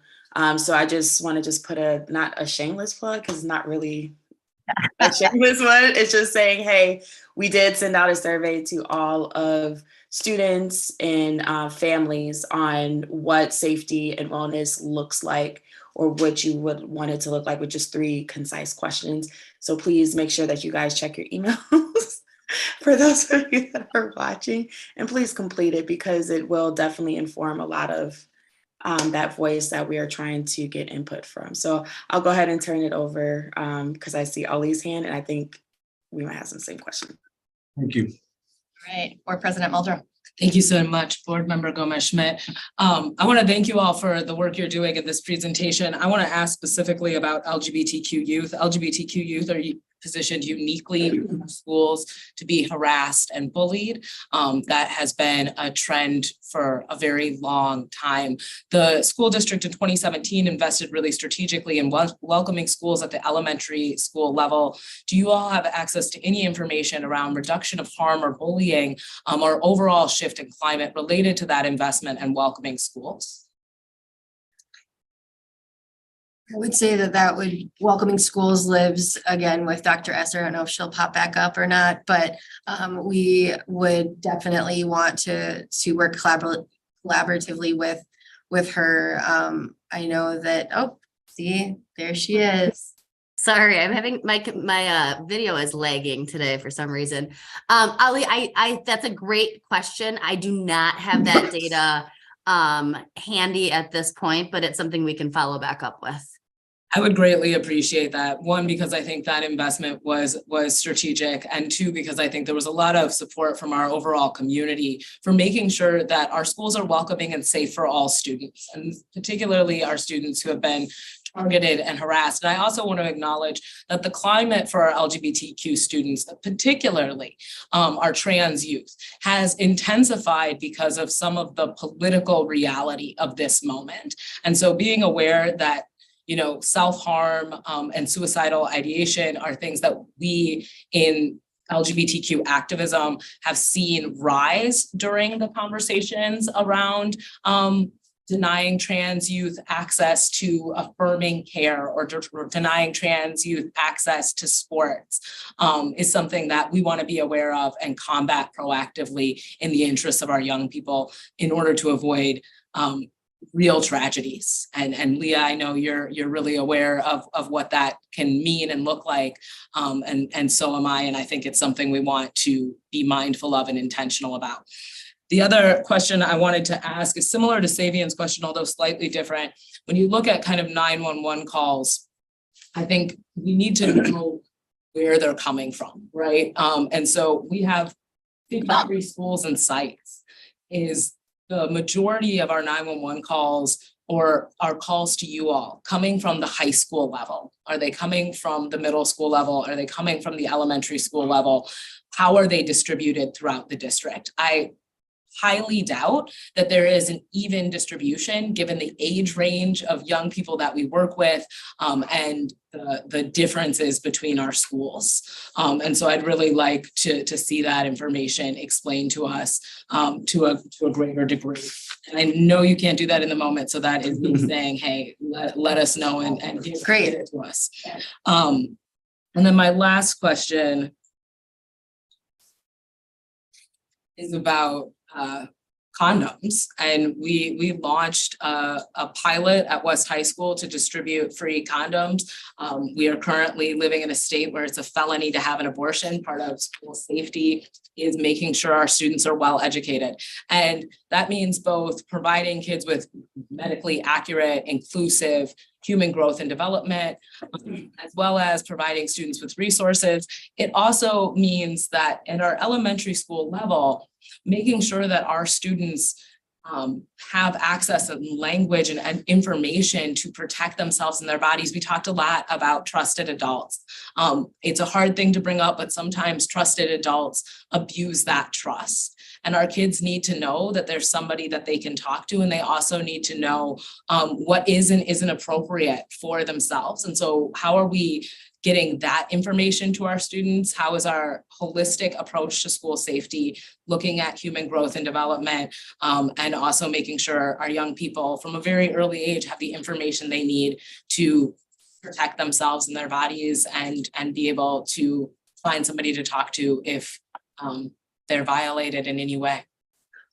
Absolutely. And I did see Leah pop in and pop out, but I will say that Leah and I have been working together, really trying to make this a cross-departmental between Office of School Safety, Department of Student and Staff Support, as well as looping in our health and wellness curriculum, looping in our health leads, to really talk through how do we do this, not just as a district, but then how are we intentionally working with our partners. We know we've been working back and forth with the best way to ensure that we're doing everything that we can 4K all the way through 12 as it relates to working with students and their health, and making sure we're really utilizing comprehensive education while we're doing that. And that is something that I know that the district is continuing to be an area of growth for. And so I don't know if Leah, you want to add to it, but I know that's something we've been working together to really incorporate both a safety perspective as well as a health perspective.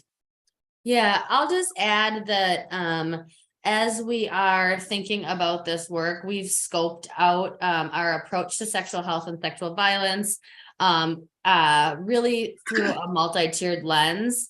So looking at consent being part of our universal approach and universal expectations, for example, and then making sure that consent is part of what we are explicitly teaching through PBIS, those sort of like grounding pieces. And then in health education, we go deeper around the approach to sexual health and that actual specific consent training and really like having that targeted instruction at that point. We also see the role of health services and as we move towards school-based health centers, being able to address at school students reproductive or other health needs. And then additionally, then we also are really working to figure out those pathways to referral and how we train our student services staff, and when their skills or time sort of exceeds the student need, how do we hook them up with experts in other areas? Our student services staff are brilliant, but dealing with sexual violence is incredibly complex and we have to lean on each other. So to me, it's not just one thing, it is a multi-tiered approach across the organization.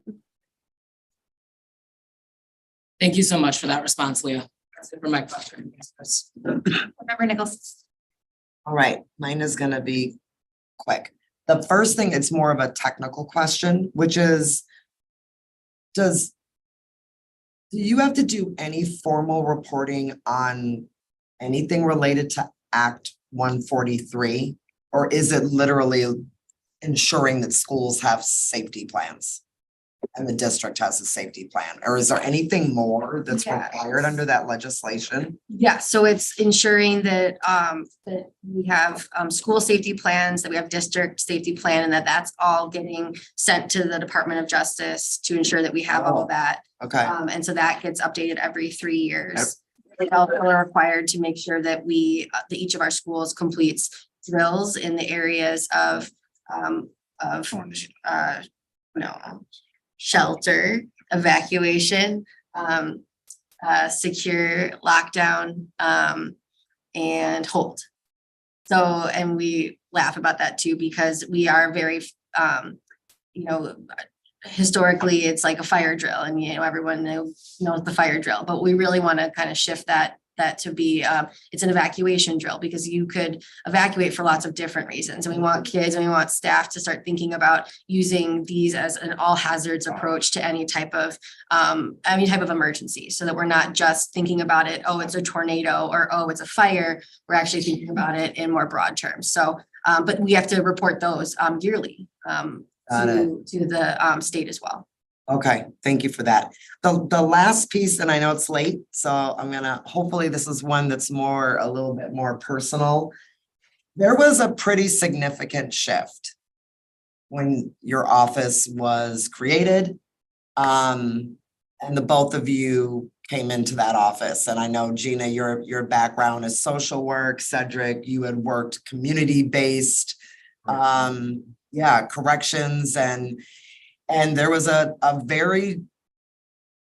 key shift away from having school safety headed by a police officer. And so I'm wondering if you can also just take a moment to share, like, what do you think your unique backgrounds have helped influence or shift?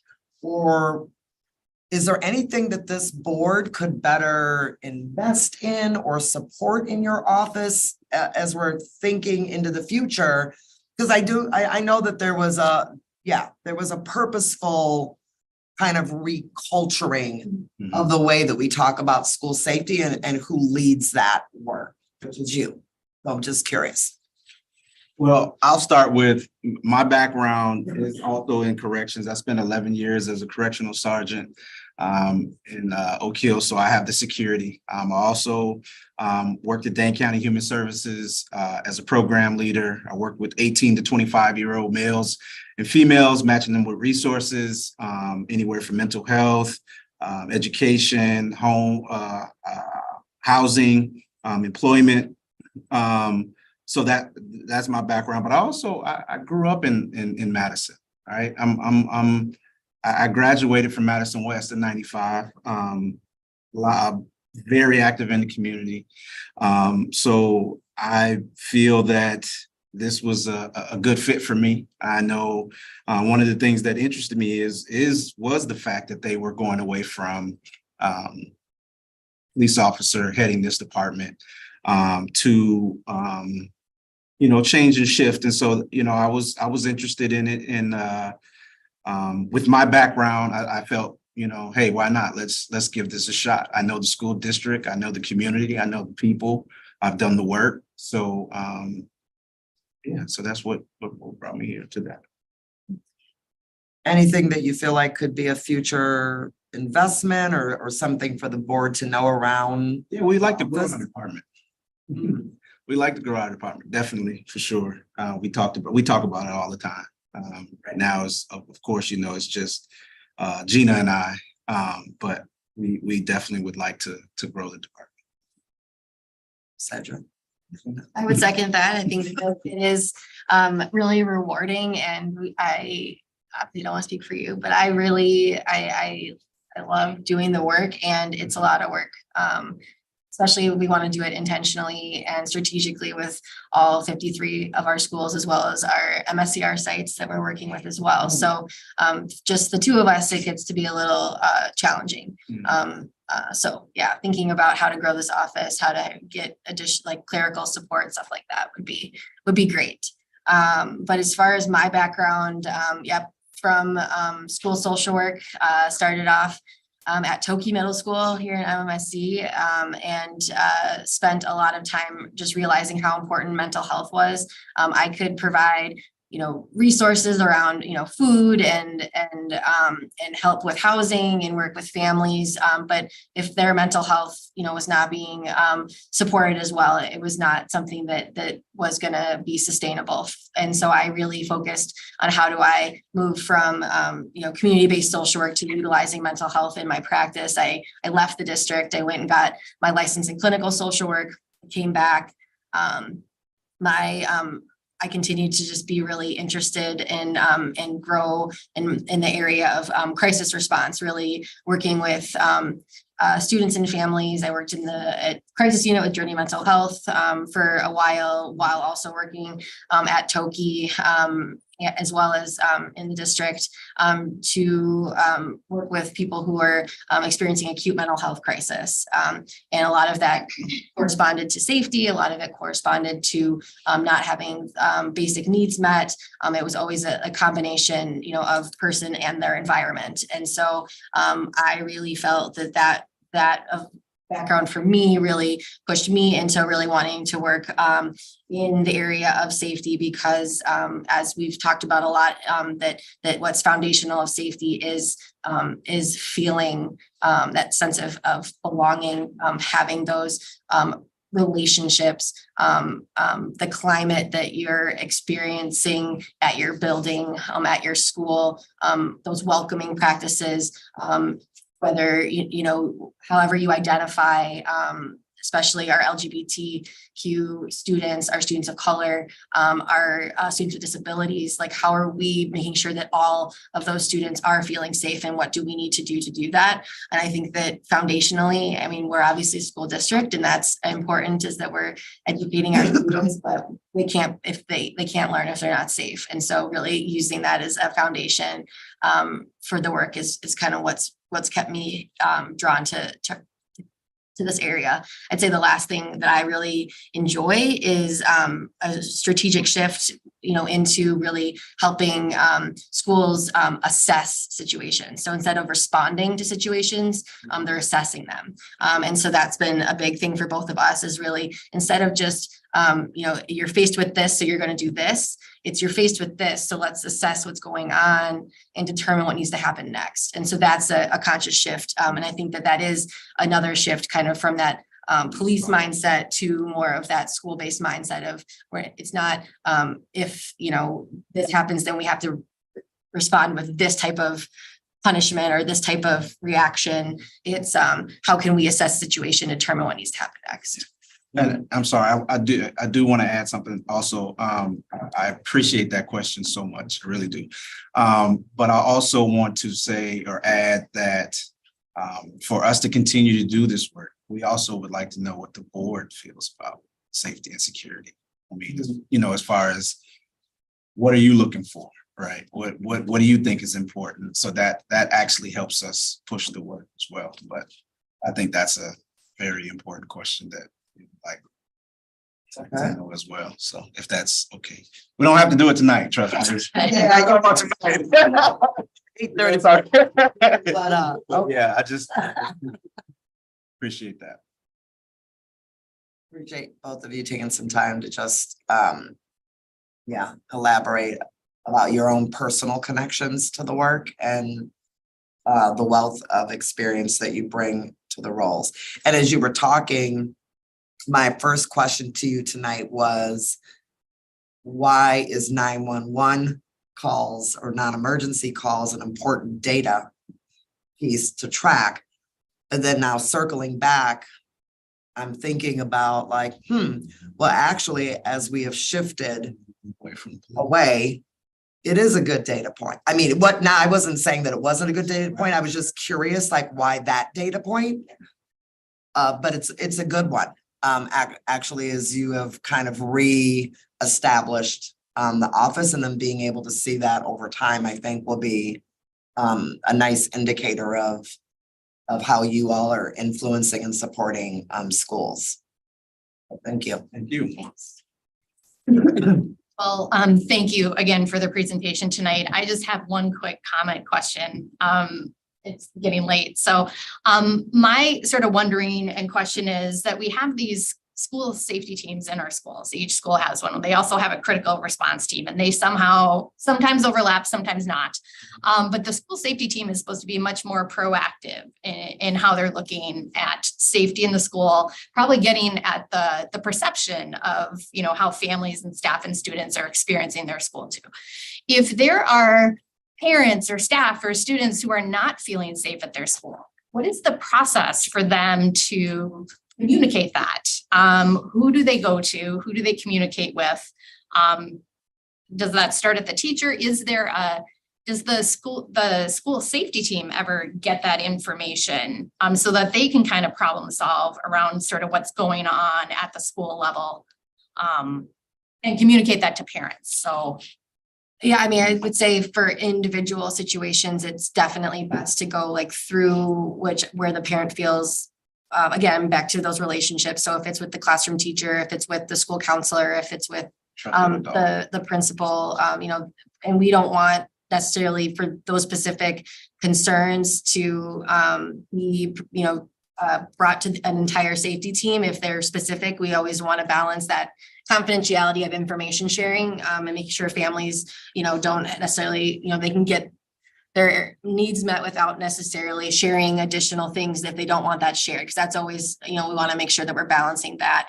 But yes, with the safety teams, and because our schools are small, especially our critical response and our safety teams, they're often combined. And so you're often dealing with the same groups of people, but dealing with more of those, like you said, proactive strategies, which would be things that like they're doing around ensuring that all of our students and staff have the emergency procedures lessons completed. That's a huge part of the safety teams. The safety teams are coming together to talk about those bigger systems like supervision, hallway supervision, bus supervision, that type of stuff. Those are kind of those bigger things. And I think that, you know, in those broader like the broader time to meet is to say, hey, we're having a couple different parents coming and saying, you know, X, Y, and Z, can we come together to talk about how we would deal with that proactively? So absolutely.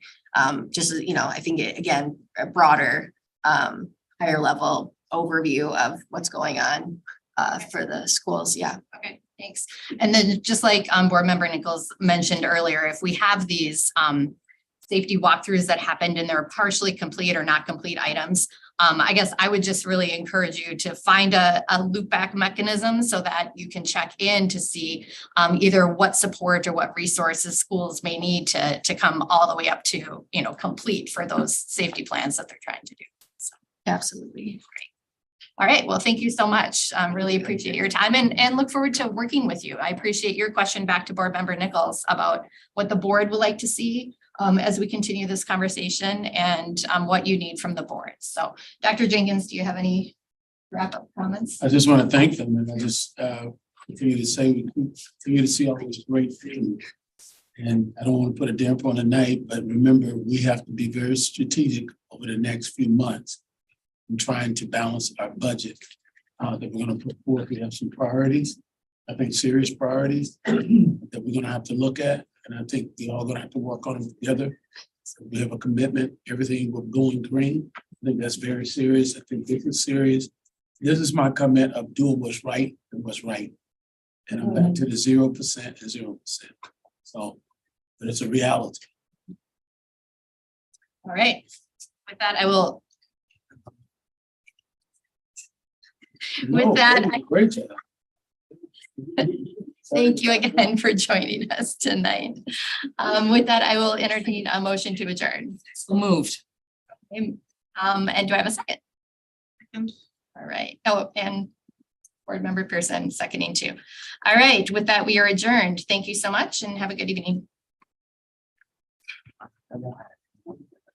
Shut up. I was just like rambling.